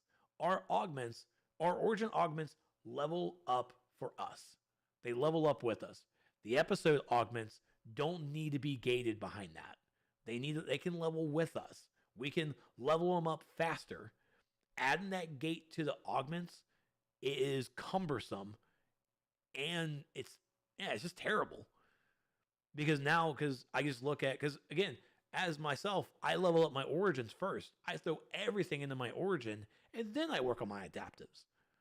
Now it does force me to work on both at the same time, true, but now it's a slower leveling experience for my origins that shouldn't matter how fast I do it. It shouldn't matter how fast I level up my adaptive. What this truly does instead is it still puts the pressure on the player, and it's there, to go to the marketplace and get the stuff from there. Actually, I'm not even sure if I think the catalysts are on there. So it's the catalyst. That catalyst grind is fucking terrible too. Oh my god, I think it's terrible. But the augments themselves, leveling it up with just the exobytes, that gate didn't need to exist. We should still be able to use all the stuff that we get to level up. Because now that we are, after we salvage everything and we get our origins maxed out, then we just basically bank everything else and then unload for the next episode instead of using it to where we want to. That gate system needs to be removed. And I'm pretty sure they did that because of allowing event players who don't have the episode or who are too low to still experience it because of the open world stuff. And we might only see that kind of turn for this because of how the open world's changed. The next episode might not follow that same suit. It'll be interesting if it does. But that augment change was not something I enjoyed entirely. I see why they did it, but I do not agree with it at all. The end result was the last money glitch was just that you can't email in-game funds now. They never did anything else, right? Correct. You still can't. You still can't send money from across characters. Even on your own account, you can't send them across. Which, in that point, they need to add that function to the shared bank to add funds to the shared bank so we can deposit funds into the shared bank so all of our characters can do it. Which, in that point, you just make cash account bound, and that solves that. But even making cash account bound, they need to fucking delete all that shit too. God. Anyways, but yes, RPG. Yeah, I do see the game going another 10 years. I do. Especially when it comes to comic books, you can never get. There's never enough stories that can be told. DCUO lasted 10 years now. I think it can last another 10 years. I'm shocked it lasts 5 years, to be honest. And that's not me trying to say that the game is terrible. I have my issues, but I'm still having fun with the game. I'm shocked that the game lasted 5 years only because it's an MMO in today's world. It's a free-to-play MMO in today's world. That doesn't really work anymore. I mean, fucking WildStar got shut down. I didn't play WildStar a lot, but it was a fun game, and I was sad to see it go. I didn't expect that to go away. I didn't expect DCUO to last 5 years, only because if you weren't really a true sub-based MMO, I didn't see a future. But here we are, then 5 years later. We're celebrating 10. I think it will go 10 more. I really think it will. And the other question was, I want to see DCUO go back to when skill points was the target. No. Skill points need to be in the back. Skill points in those first 5 years were truly helpful. They were truly something until advanced mechanics. Advanced mechanics ruined fucking everything. Skill points at the time were actually were important. They were a thing. Like that was great. But now it's ballooned. It's too much. When a new player comes in and you put in the community puts the gate. They put that fucking gate on there where you have to have we saw this even 5 years ago. Now it's 10 years. We have people that are now 600 skill points in. First off, fucking congratulations to last year. That's a fucking achievement too. But when you have 600 skill points and you go to a new player who wants to join the raid, it's like, sorry, we need a minimum of 400 and they only have 100. That's disheartening. And when a player comes in and looks at how many feats there are, how many skill points there are, it is daunting. It was absolutely daunting. It was too much. It's too much for a new player to come in and do. And if we were still skill-based, where all of our stuff was really still tied to the launch-based skill point system, we wouldn't have the player base now. I definitely don't think we would have that player base. I think that would have probably shut us down. Because players would come in, they wouldn't be able to get it, and they would be gone. Because getting that many skill points, is it work? Yeah, it's absolutely work. But players want to get to that work, get to that level of thought process for that work later on while playing, not immediately. We already have a tough time with our episodes, how spaced out we are, see our relevancy, the brackets for it. It's obnoxious, and players are get stuck in limbo in a certain spot that they can't get push forward anymore. Skill points in that same aspect would have hindered that leveling as well. I will always say skill points are still important. They're still stats. That's still important. Stats still matter. But gear should be where your stats come from. Skill points should enhance it. Artifacts should not really enhance the stats technically. I mean, that's actually probably the best way to see it. You get your stats from your gear. Gear gives you stats.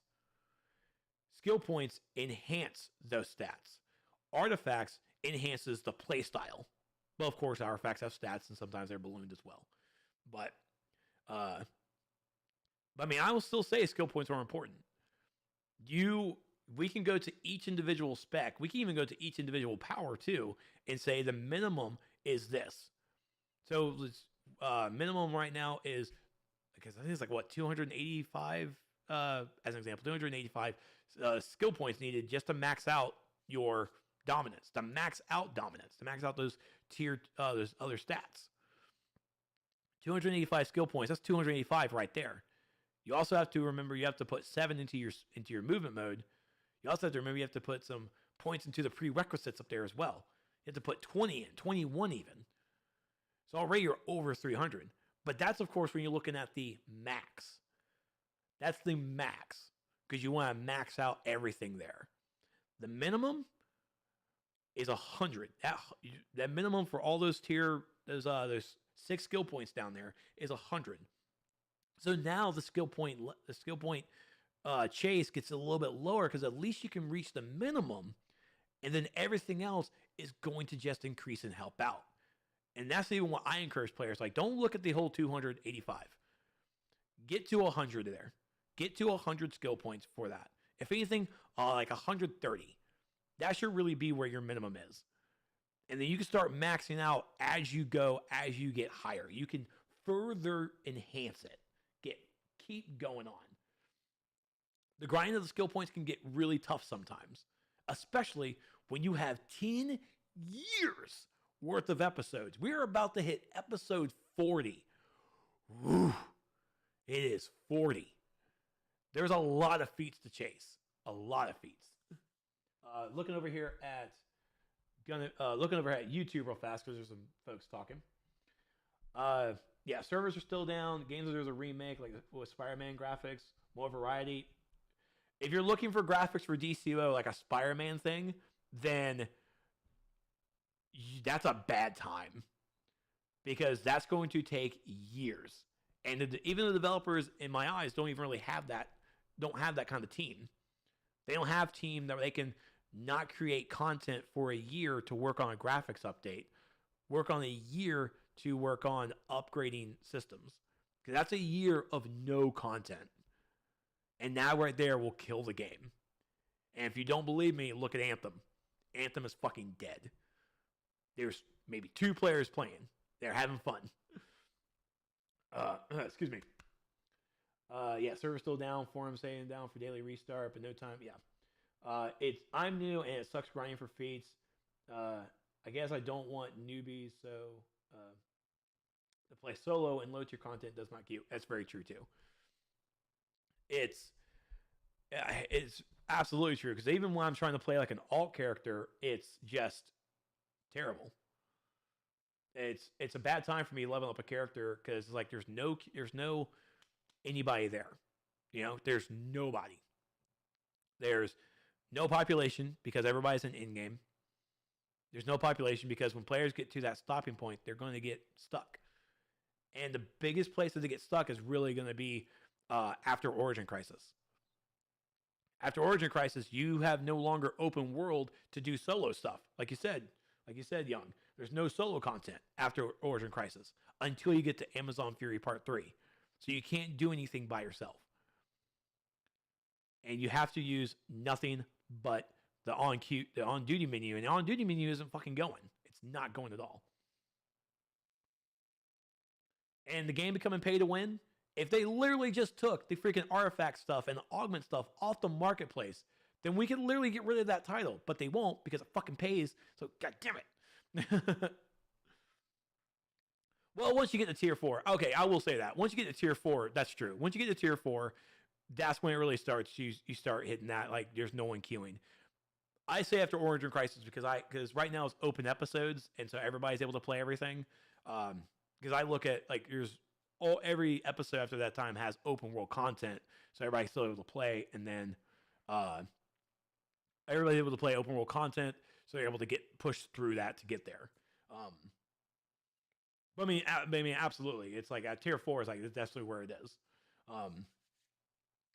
Let's see, from RPG, I have 400 skill points. I worked hard, but now the game pay to win. If you have all 3 200 max artifacts, all 3 of them, then stronger than a person and more skill points. That's not right with me.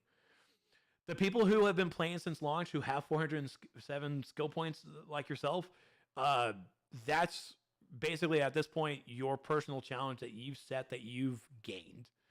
Skill points, even before artifacts were, because there was that little lull before artifacts came in, I think, when they changed in the revamp before artifacts came up. That skill points were the secondary. They're basically the sprinkle on top of your cake. where your cake is basically your gear. When they took away, made the skill points kind of that secondary form, I mean, it's basically where it really should have been. And it's just there. Like artifacts, definitely. Artifacts, you can spend $200, get 200, you can get spend $200, actually 250 about, and get a rank 200 artifact, and you're done. Like, yeah, it absolutely sucks. It's absolutely terrible, and it definitely shouldn't be that way. It should be a pure leveling experience in the game, but it's not. And I think the developers also see that as, if they made the leveling experience easier, then it could probably be like, you could be in say tier 6. You could start Amazon Fury Part 3 with like a rank 200, right? Which would be like, rank 200 should be like kind of like closer to in-game. Like, well, how do we define in-game?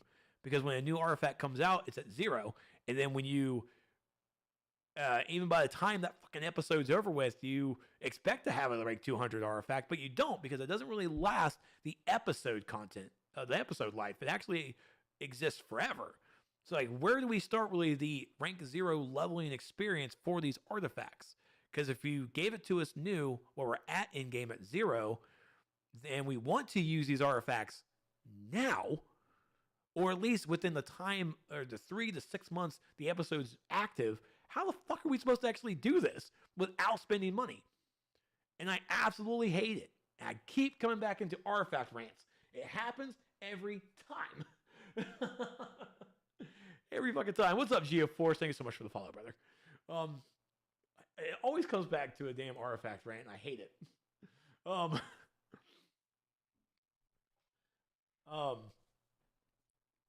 yeah, so artifacts make it pay to win, and that on that aspect it does suck.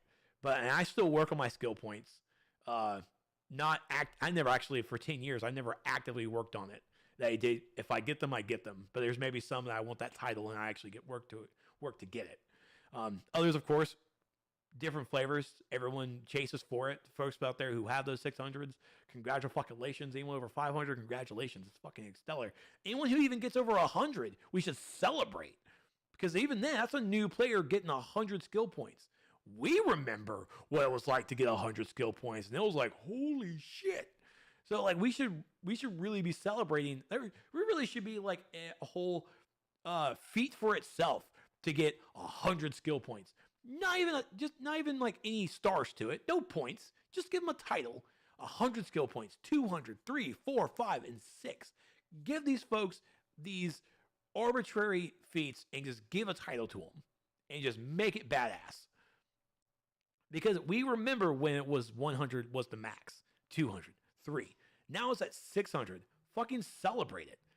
If folks want to focus so much on that, we should definitely push that out. Yeah, servers are still down. But I'm okay with skill points being on the back burner.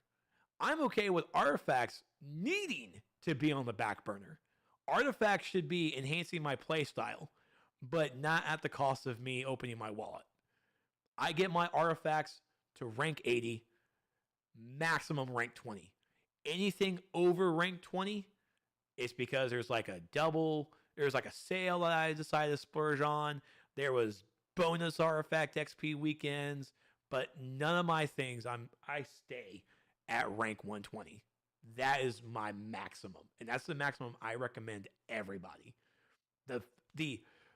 How the mechanics of all those artifacts are badass. They're great buffs. They are really good, but it doesn't mean it's worth me opening my wallet for it, and it doesn't mean it's worth the grind in the game that's going to take longer than it needs to. The leveling experience just needs to be better, and artifacts will be better. That's really the only thing, and also removed from the marketplace. Here's a great question for you. What would you bring back into the game to open eyes for all the older players that left the game for issues about the game? I don't know if you remember PvP where it was survival mode. Would you bring back? RPG. I've been here for 10 years. I've definitely been here. I've never been a fan of survival mode. Uh, I like survival mode in terms of being part of progression, but not some side kind of candor that just takes away from it. Um, Survival mode for me could be added to alerts and could be added to raids in the form of how World of Warcraft does their mythic system. Their mythic system has Mystic 1, Mystic 2, Mystic 3. Survival mode is the same thing, but we can add it to that, add it to progression, add whatever rewards to it, and make it, in my eyes, I would probably participate in it if it was part of progression. But because I mean, I would definitely like to go into like an alert and be like, it's 5 times, let's just say elite plus 5. So it's 5 times harder. It's like, yeah, let's go in there and let's try it out. Let's get that bragging rights. Let's get that stuff. And, but that's not the case. It's this side thing that it's the same. It is really the same system, but it's a side thing. It's just something pushed to the side. It's a time limit. It's time limited as well. So even if you participate or you don't participate, you lose out on it, and it's basically gone forever at this point, like it is now. So I like survival. I like the idea of survival mode, but adding it to my actual existing content will be better. And that would be the thing too. Is so to bring back older players. We talked about it a little bit earlier today. Excuse me. Like I said, I play World of Warcraft, and a lot of my ideas I bring to DCUO come from World of Warcraft too. The artifact system technically is a little bit of an idea from World of Warcraft with their artifact system. I definitely see the similarities, but WoW just did it better. But at the same time, when a new expansion comes out, those artifacts are basically useless. So it's like, oh, I just did like 2 or 3 years of my time leveling this thing up for nothing, and now it's just a hunk cheek of metal. Moving on. So at least artifacts in DCO are still kind of like you can still use them.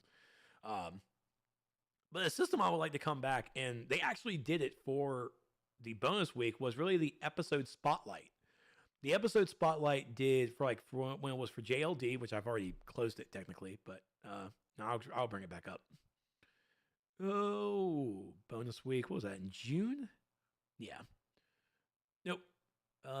Episode spotlight. Here it is. So yeah, so the episode spotlight, for me, this was a great way to get old players back.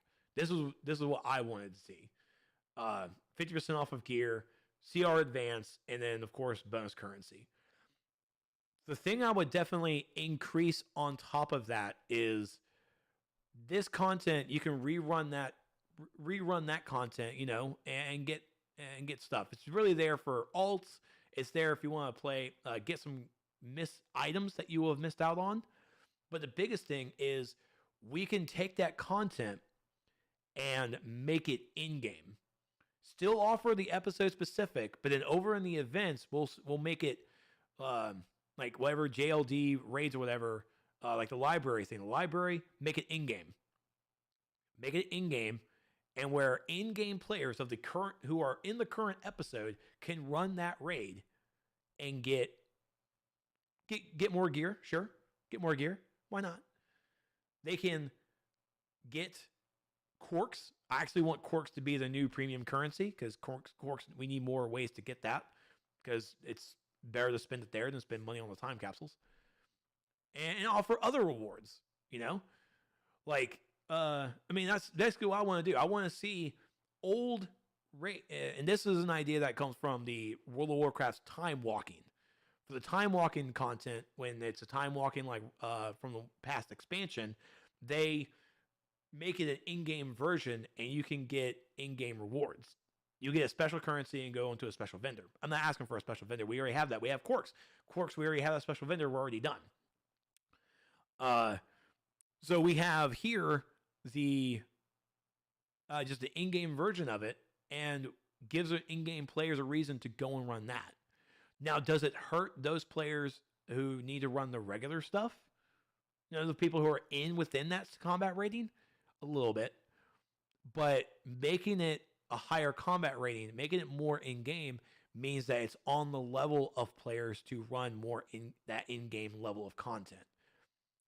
Because I mean, players out there definitely want to see, like I think someone said, running gates at like our current CR. Like, how tough as shit would that be? You know, I mean, we see those mechanics again, and we can't really barrel through it, so we're just powerful enough. So let's see. I'm hearing words that the worlds are up, but I still see that they are down. Or at least Maps hasn't said that they were back up yet.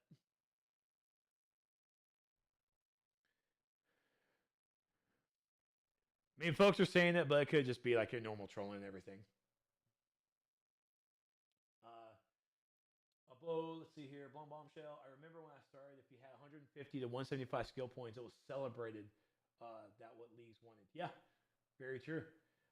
How can new players like myself enjoy the game with its current state? Ooh. Server message is gone. Thanks, Gio. How can current players enjoy the game currently? That's a good fucking question. Oh, server is back. Okay, so I'm gonna end it on this question, then we can actually jump in and actually do some content. And yay! Current players can enjoy the game. Man, but I guess not focusing on too much. There is so much that's going to come at you. 1 through 30 is the tutorial. The artifact system, I think you start learning that like I think at level 16, level 25. I think you get augments, or I might be backwards. I can test drive as someone who hasn't played since 2011. Yeah, there are new systems. There are systems in place that I think you'll adapt to better. Like the augment system, I think you'll adapt to. The artifact you might adapt to as well. But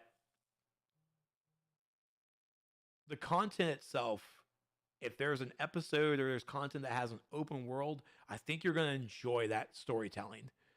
But then a lot of it also comes down to needing to do the on-duty system, and the on-duty queue system it's not broken, but at the same time, it's not fun either.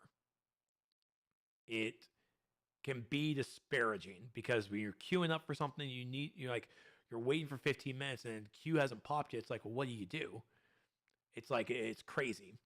There is a guide I haven't updated because of work, but it's a guide that was basically what to do in DCUO. And I updated it with every episode because it basically breaks down like what your day-to-day can do. You do your events. You do your seasonal events. You do the episode-specific events. And then you go back and do your actual in CR content. It's the game itself, especially with its past episodes, the developers need to condense it. They need to make it easier to level to get folks in game. Folks playing in game with the event versions is a good band-aid. It's definitely a good band-aid. But it's a band-aid that has definitely worn out its welcome. That's kind of like just like flapping there. Like you see the scab, it's just flapping there. It's like, can you just go away, please? But what really has to happen is we need a new leveling structure. We need a new leveling guide from level 30 to current episode. It has to be better. And since Amazon Fury Part 3, it's been open world content every single step of the way. That's a lot of it's going to be some solo. It's going to feel very solo. But yeah, it's going to be basically playing as a solo game until you get to that in-game, until you get closer to where the last 3 episodes exist, and that's where everybody is. I get it. I've been trying to queue for tier 3 8-man raids before. Yeah, exactly. It is bad. And servers are up. Servers are up. So I'm gonna get a glass of water and apparently give treats to the cats and try and fix my fucking webcam and see what we can and actually get into the game and explore the anniversary event because I am super pumped, super happy, and yeah.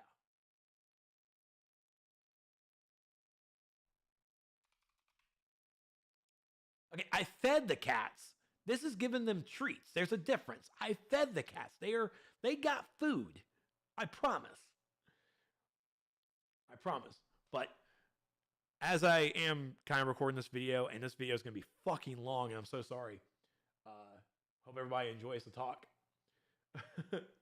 uh, be sure to hit the subscribe button on YouTube. Follow me over on Twitch. Follow me over on Facebook and the YouTubes or and on Twitter. It's all fun stuff. I stream on Twitch, YouTube, and Facebook, all three at the same time. And so far, everything's working out pretty well. So yay. So I'm gonna go take a break and just a little quicker. So all you guys are logging into the game, and I'll see you over in there. We'll try and get some runs together. It'll be great. Let's see here. That really means that there aren't a lot of new players playing the game, and if they are, they aren't convinced enough to actually purchase or continue playing. It's very true. You get everything free up until tier 4, and even all getting to tier 4, it's still a little bit of a journey to get there. It'll take a little bit of time. But yeah, it just could possibly be that either the population there is still terrible, they don't want to invest in, or it could be people buying the CR skip right away and going straight into it. So there's definitely a lot of things that can change up with it. Like and even if there is that low population, which there definitely is because we've all seen it, we all know it. In DC 243866, thank you so much for the follow. We definitely see it. The developers now need to look at that metric and figure out how they can fix it. Because they looked at that metric, and that's how we have a new tutorial system. Players got stuck in the tutorial. And so they had to revamp it to make it where there's add those extra boxes so the folks know how to use their movement mode. And then they just gave us a brand new Brainiac ship.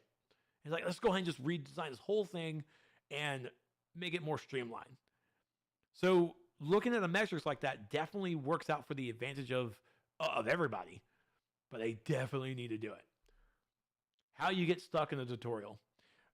The tutorial says to use your movement mode, and it tells you what button to do, and players didn't press the button. That's all I can think of. And they didn't know where the door was. They didn't know where to go. So they got lost. So, okay, let me take a quick break. Everyone go out there, use your restrooms. Servers are back up. Let's go out there and say hi to the anti-monitor. Be right back. Serified24, thank you so much for the follow. Welcome to the crash.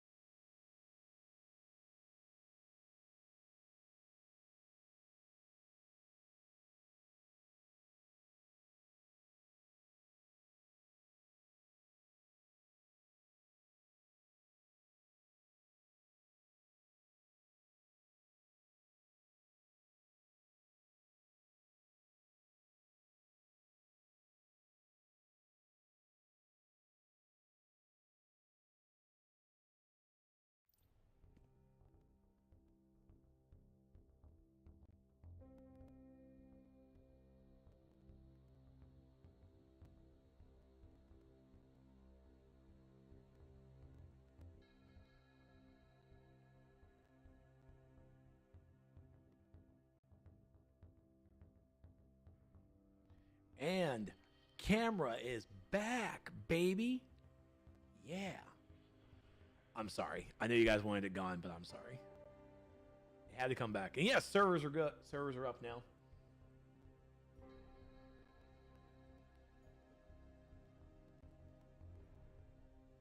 For all my subs out there, I definitely just hit the 60 ad button.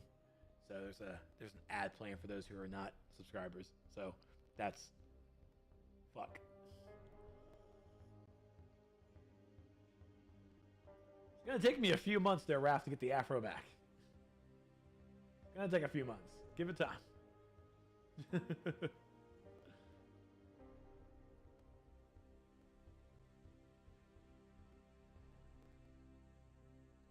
Oh, but again, it is so cold. Oh my god, it's so cold. I haven't even turned my space heater on yet, but it's gonna come. It's definitely gonna come on in just a second, probably in a moment. All right, so we're gonna start our adventure on my main character, and I do got some food heating up in the air fryer, and I am now pro air fryer. I have air fryer flag on my car, and bumper stickers and everything. I'm an air fryer guy. I'm all for the air fryer.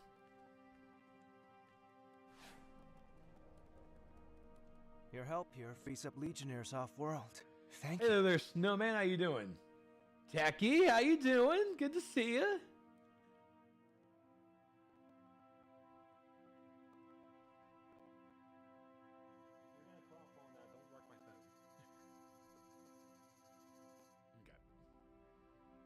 Oh yeah, so I got so our local Walmart that's like really right around the corner from us is closing, which sucks but expected, but still sucks. So I went in last night we went in last night, and first off we got this nice rug. We got a rug now, in the store sales and everything. And I was walking by and I saw this. You're chewing off my hoodie. Cool. Stop that. That's not for you. Fucking kittens. But I got this LG monitor, 32-inch monitor, and I was passing by and I'm like, oh, LG monitor, that's cool. 170. I'm sorry, how much is that? 170? I felt buyer's remorse immediately as I put it in my hands and walked out the store with it. Because it was like, I'm sorry, for 170 for a 120, for a 32-inch monitor, like, I can't pass this up. I have no space on this fucking table for another monitor, let alone replacing my last 24-inch with a monitor. It's like, what am I going to do with this? So I got it. I don't know what to do. I got it. Say, Techie, you want to come back? Well, come on back then. 10-year anniversary.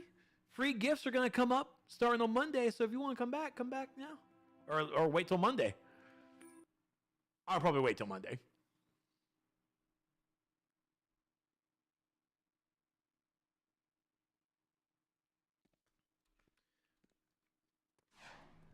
I got my glass of water. I have no caffeine whatsoever because Carlin didn't show me how to use my... Dude, what are your problems? Dude, you're not getting any treats anymore. That's like catnip for you. You're all over the place, sir. Break the presents and get your prizes.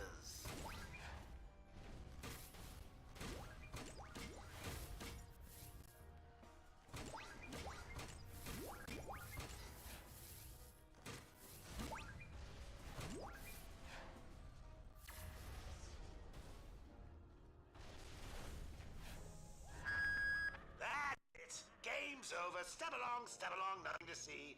Get going before my good mood wears off. That means now. Really, kitten? Really?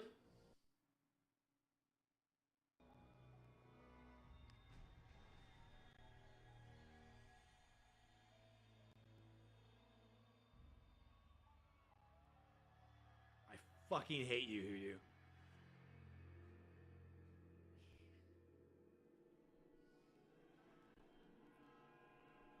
I don't even like. I didn't touch my monitor. My monitor is yelling at me now. So apparently, like, he fucking changed the damn size of everything. Ugh.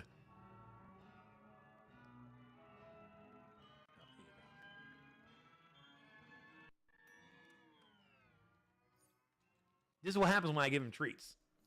He does this shit. Anyways.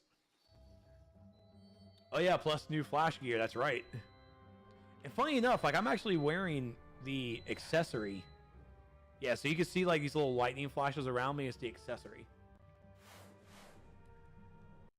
At least not everything's speaking in a language you don't speak. Well, that's what you get for playing a Japanese game, Raph. On Monday is the actual date for the anniversary, and the game is definitely celebrating its 10-year anniversary on Monday. It's the actual 11th, and they're going to be announcing our gifts, what we're going to get for gifts, and that's what I want. I want my gifts. I'm a gift guy. Give me my free shit.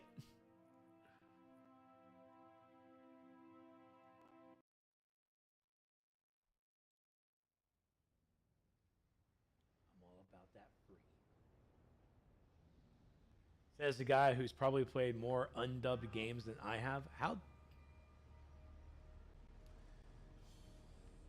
So we're gonna come out here and just do our dailies.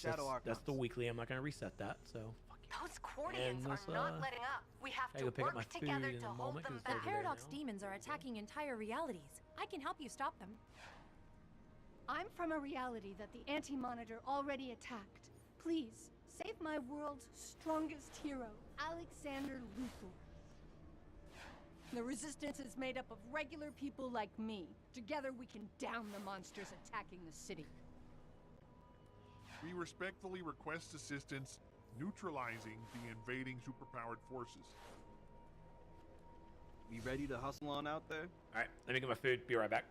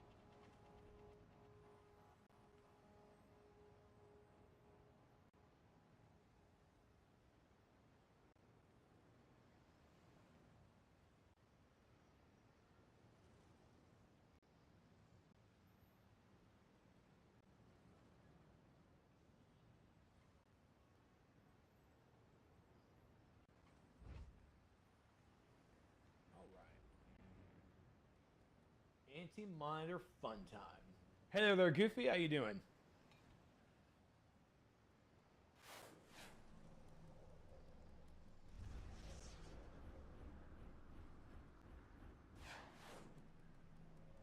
Poseidon, guide our victory. Oh yeah, I put my camera over the chat box. Nothing really happens over there.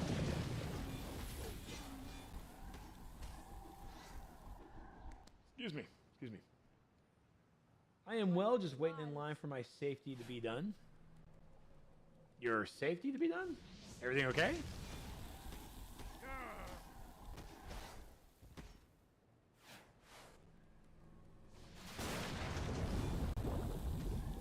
Face assassin.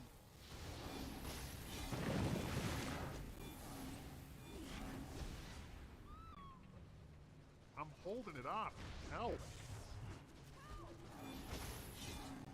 You're holding it off, but you weren't really even damaging it. Oh, okay. So yeah, so the anniversary event this time around, they've added paradox demons in here now. Free me.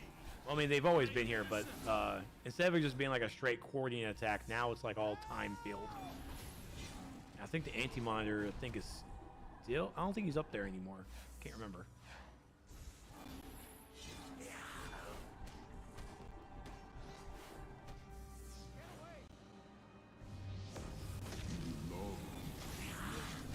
Warp 94, thank you so much for the follow. Welcome to the crash. Thank you, AK.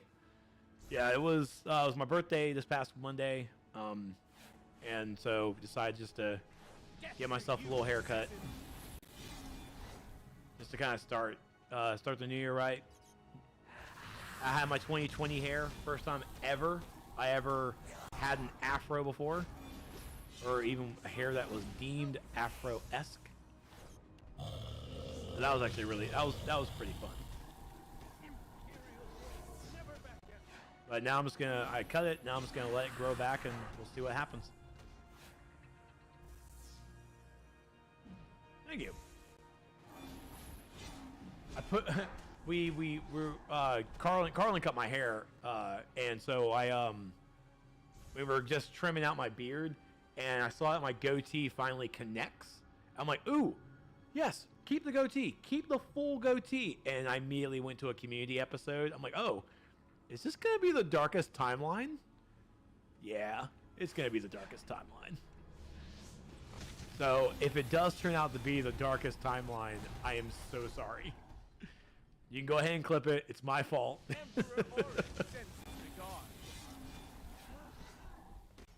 Oh, shit. If this is the year Betty White dies, do not put that on me.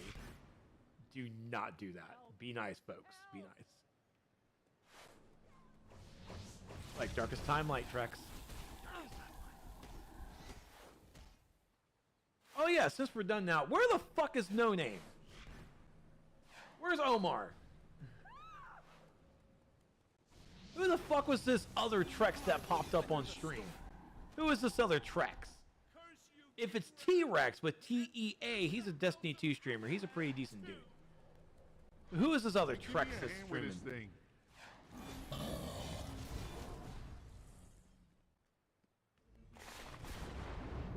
I'm about to go hunting. Pulling this shit. Run, run. Metropolis is going down the drain.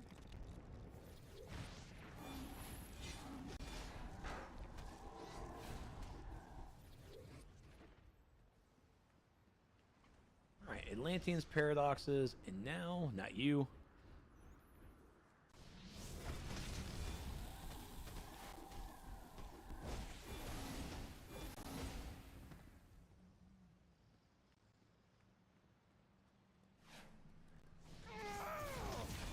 I like that all the Cordian-esque missions are now all together instead of separate.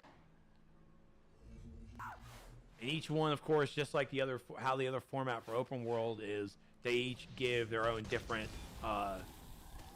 number of a completion. So there's actually one paradox mission, like the portals I was doing. You can do that. You can get 10 credits, credit for 2 of them instead of just a credit for 1. Every earthling you convert into antimatter is another morsel of energy. Now we have to fight paradox. We have missions for a paradox. We have missions for the Cordians, and we have missions for the Flashpoint Atlanteans and the Themyscirians. Yeah, see that right there? I destroyed it. I got 2. The multiple time paradoxes have made this universe irresistible. An endless supply of energy for me to feast. What was that? Oh shit. My Quardians and Shadow Demons. Soon we shall have enough power to break into their reality. And then I will devour their universe.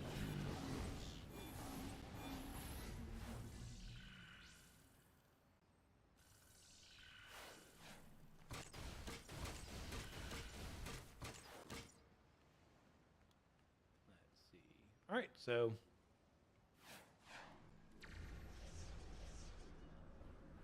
Alright, so anyone out there want to do the You know, we need to do the bounty spam for a little bit. Probably do that for about like an hour or two. The pretty sure the if I remember correctly, the feats go to 1, 10, and 25. I definitely want to get those henchmen too. Definitely want to get some henchmen.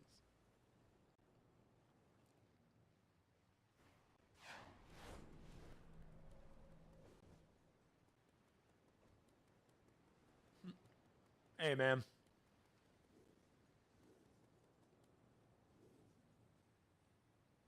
Okay. So tell me about this fake Trex. What's going on here?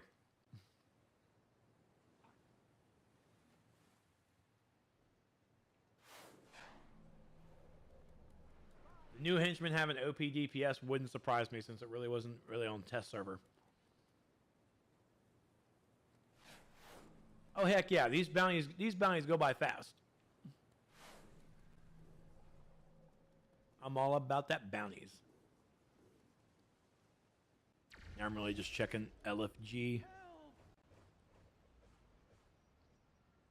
Someone said face here for crawler. Run! Let's see, let's look at Frosty.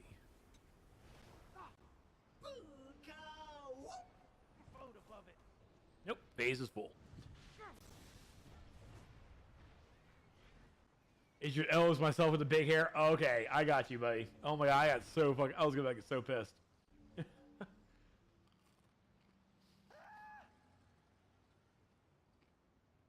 Look out!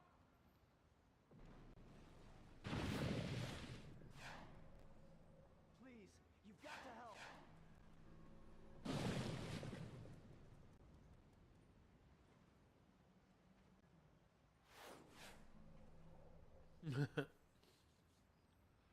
I don't know why I keep doing hair. I keep doing my haircuts in the winter. It gets so freaking cold up top, man. I am so cold.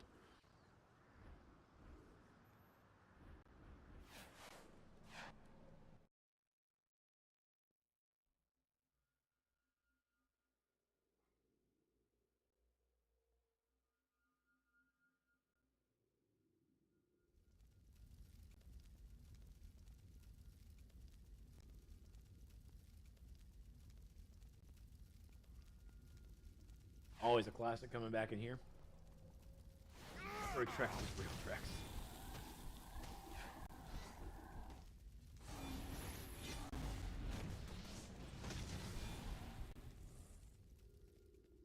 It felt if I will say it was pretty fun having hair, especially that size. The one thing I'll miss, the one thing I'm really missing is like I was headbanging with my music, and my hair moved with me. I'm like, yeah, man, like that felt fucking great.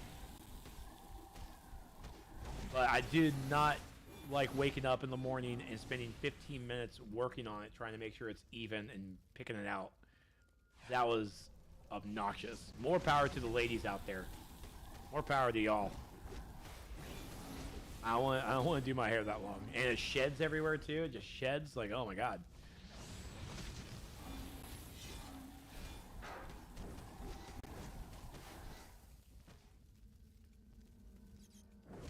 I got you, No Name. It's all right, brother. Thank you so much.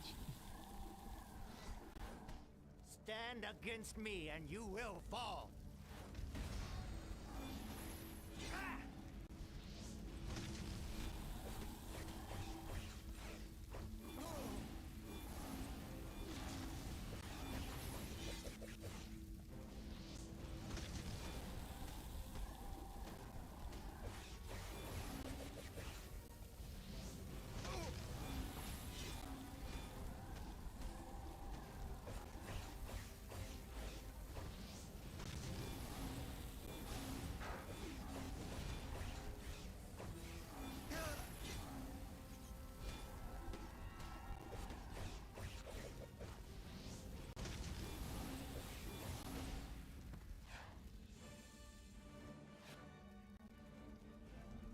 Yeah, my hair is You think forest you're gonna thick and stop curls, us? so I have to get You're not this too afro swift, stage and I huh? can't comb it. Yeah, man.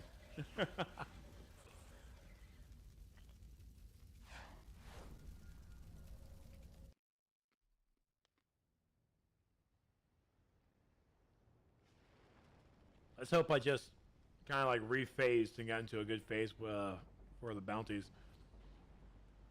Thank you for trying. We'll try again and again. That's all any of us Appreciate it. ever You've do. earned this.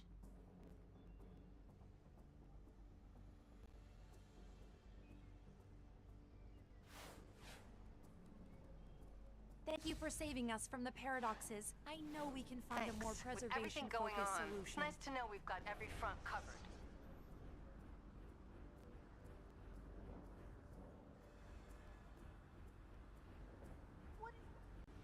I can't.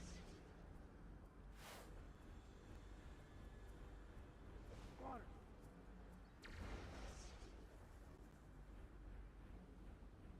Nope. It's nice they're also just like in one line too. Makes it easier. The technology to dampen the exobites. Clear any obstacles to my arrival.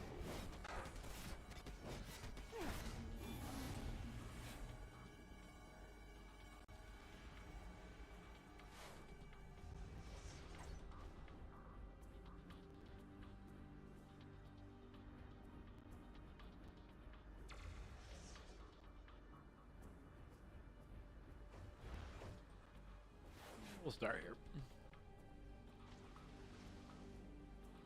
I can't really even go to that.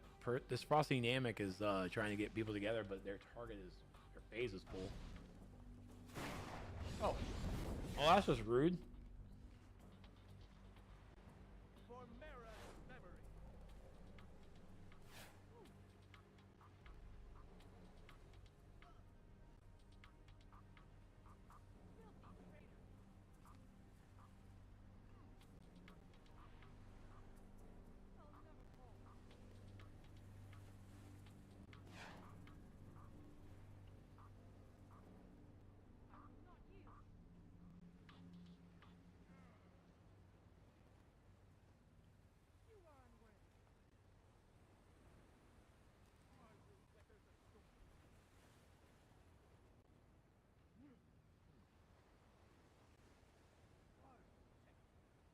Sorry again. Super cold.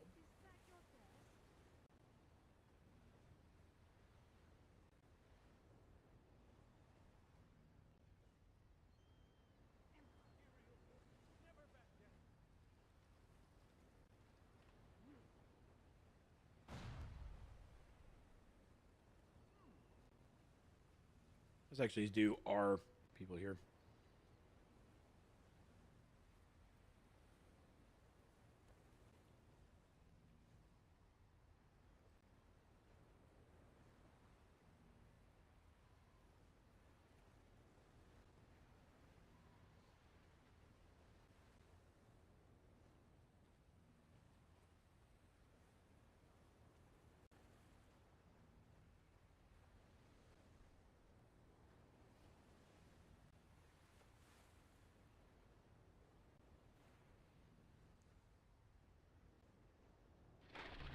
Think you need a group? I think I need a group too.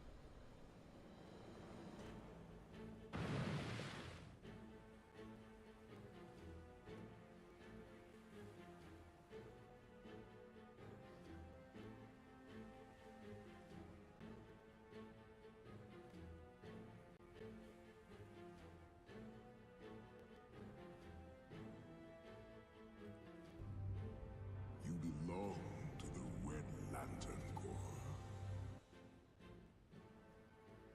Someone help me!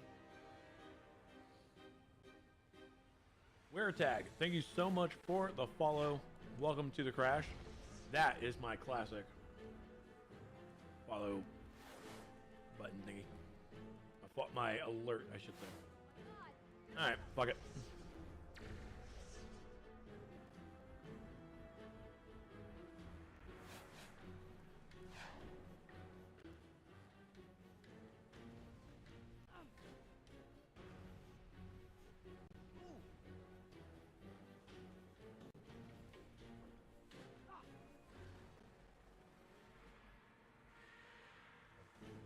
Go ahead and see if we can get ourselves a group together. The world was down because there was an issue that popped up that they found when doing server maintenance. They didn't actually say what the issue was. They normally don't.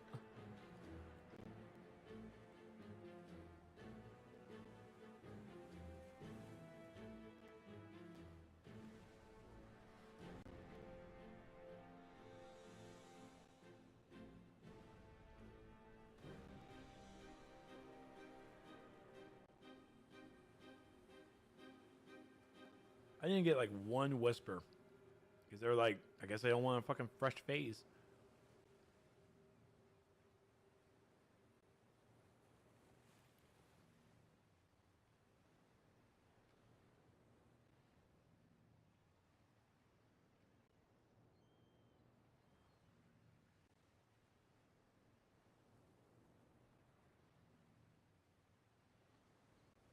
That's true. DC was promoting the stream because I was doing a 2020 year in review. So they shut the servers down so everybody could come over here and watch me. Honor our Empress. Good job, Katie.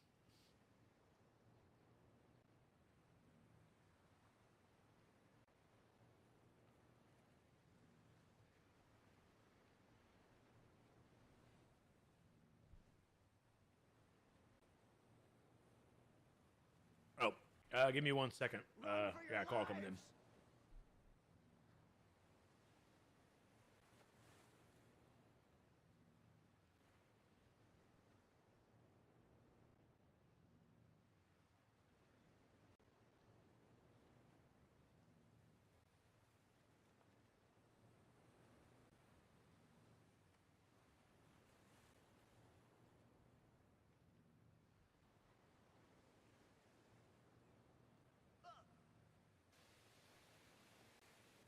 Imperial forces never back down. Well, that is the downside of being 24/7 IT. So I actually can't do this yet because I have to run and do a work. I gotta go drop something off at my boss, but it's like 5 minutes away, so it should be like a 10-minute trip. So I'll definitely be right back. People were glitching. I ran into a dude the other day that was hitting one of the bosses and ads one time, and they were dead. Oh yeah, that's definitely a speed hacker. Yeah, speed hackers happen because people are just inherent. Well, some people are just terrible people. So I will actually be. I have to shut the stream down so I can go, but I'll be right back. Should take me like maybe 20 minutes to get back to in order to get this done. But my game crashed before the raid was over. The crashing does happen. Yeah, that's terrible though. But we will continue on as soon as I get back. So if anything, be sure to come back at 2 o'clock in 30 minutes, and we're gonna get back into the stream, and we're gonna get some anniversary event bounties ran. Do a nice, probably do maybe some rotations on this character, and then we're gonna do the raids and circle around. So thank you so much for watching. I'll be right back in about 30 minutes. So I'll see you soon. Bye. Mwah.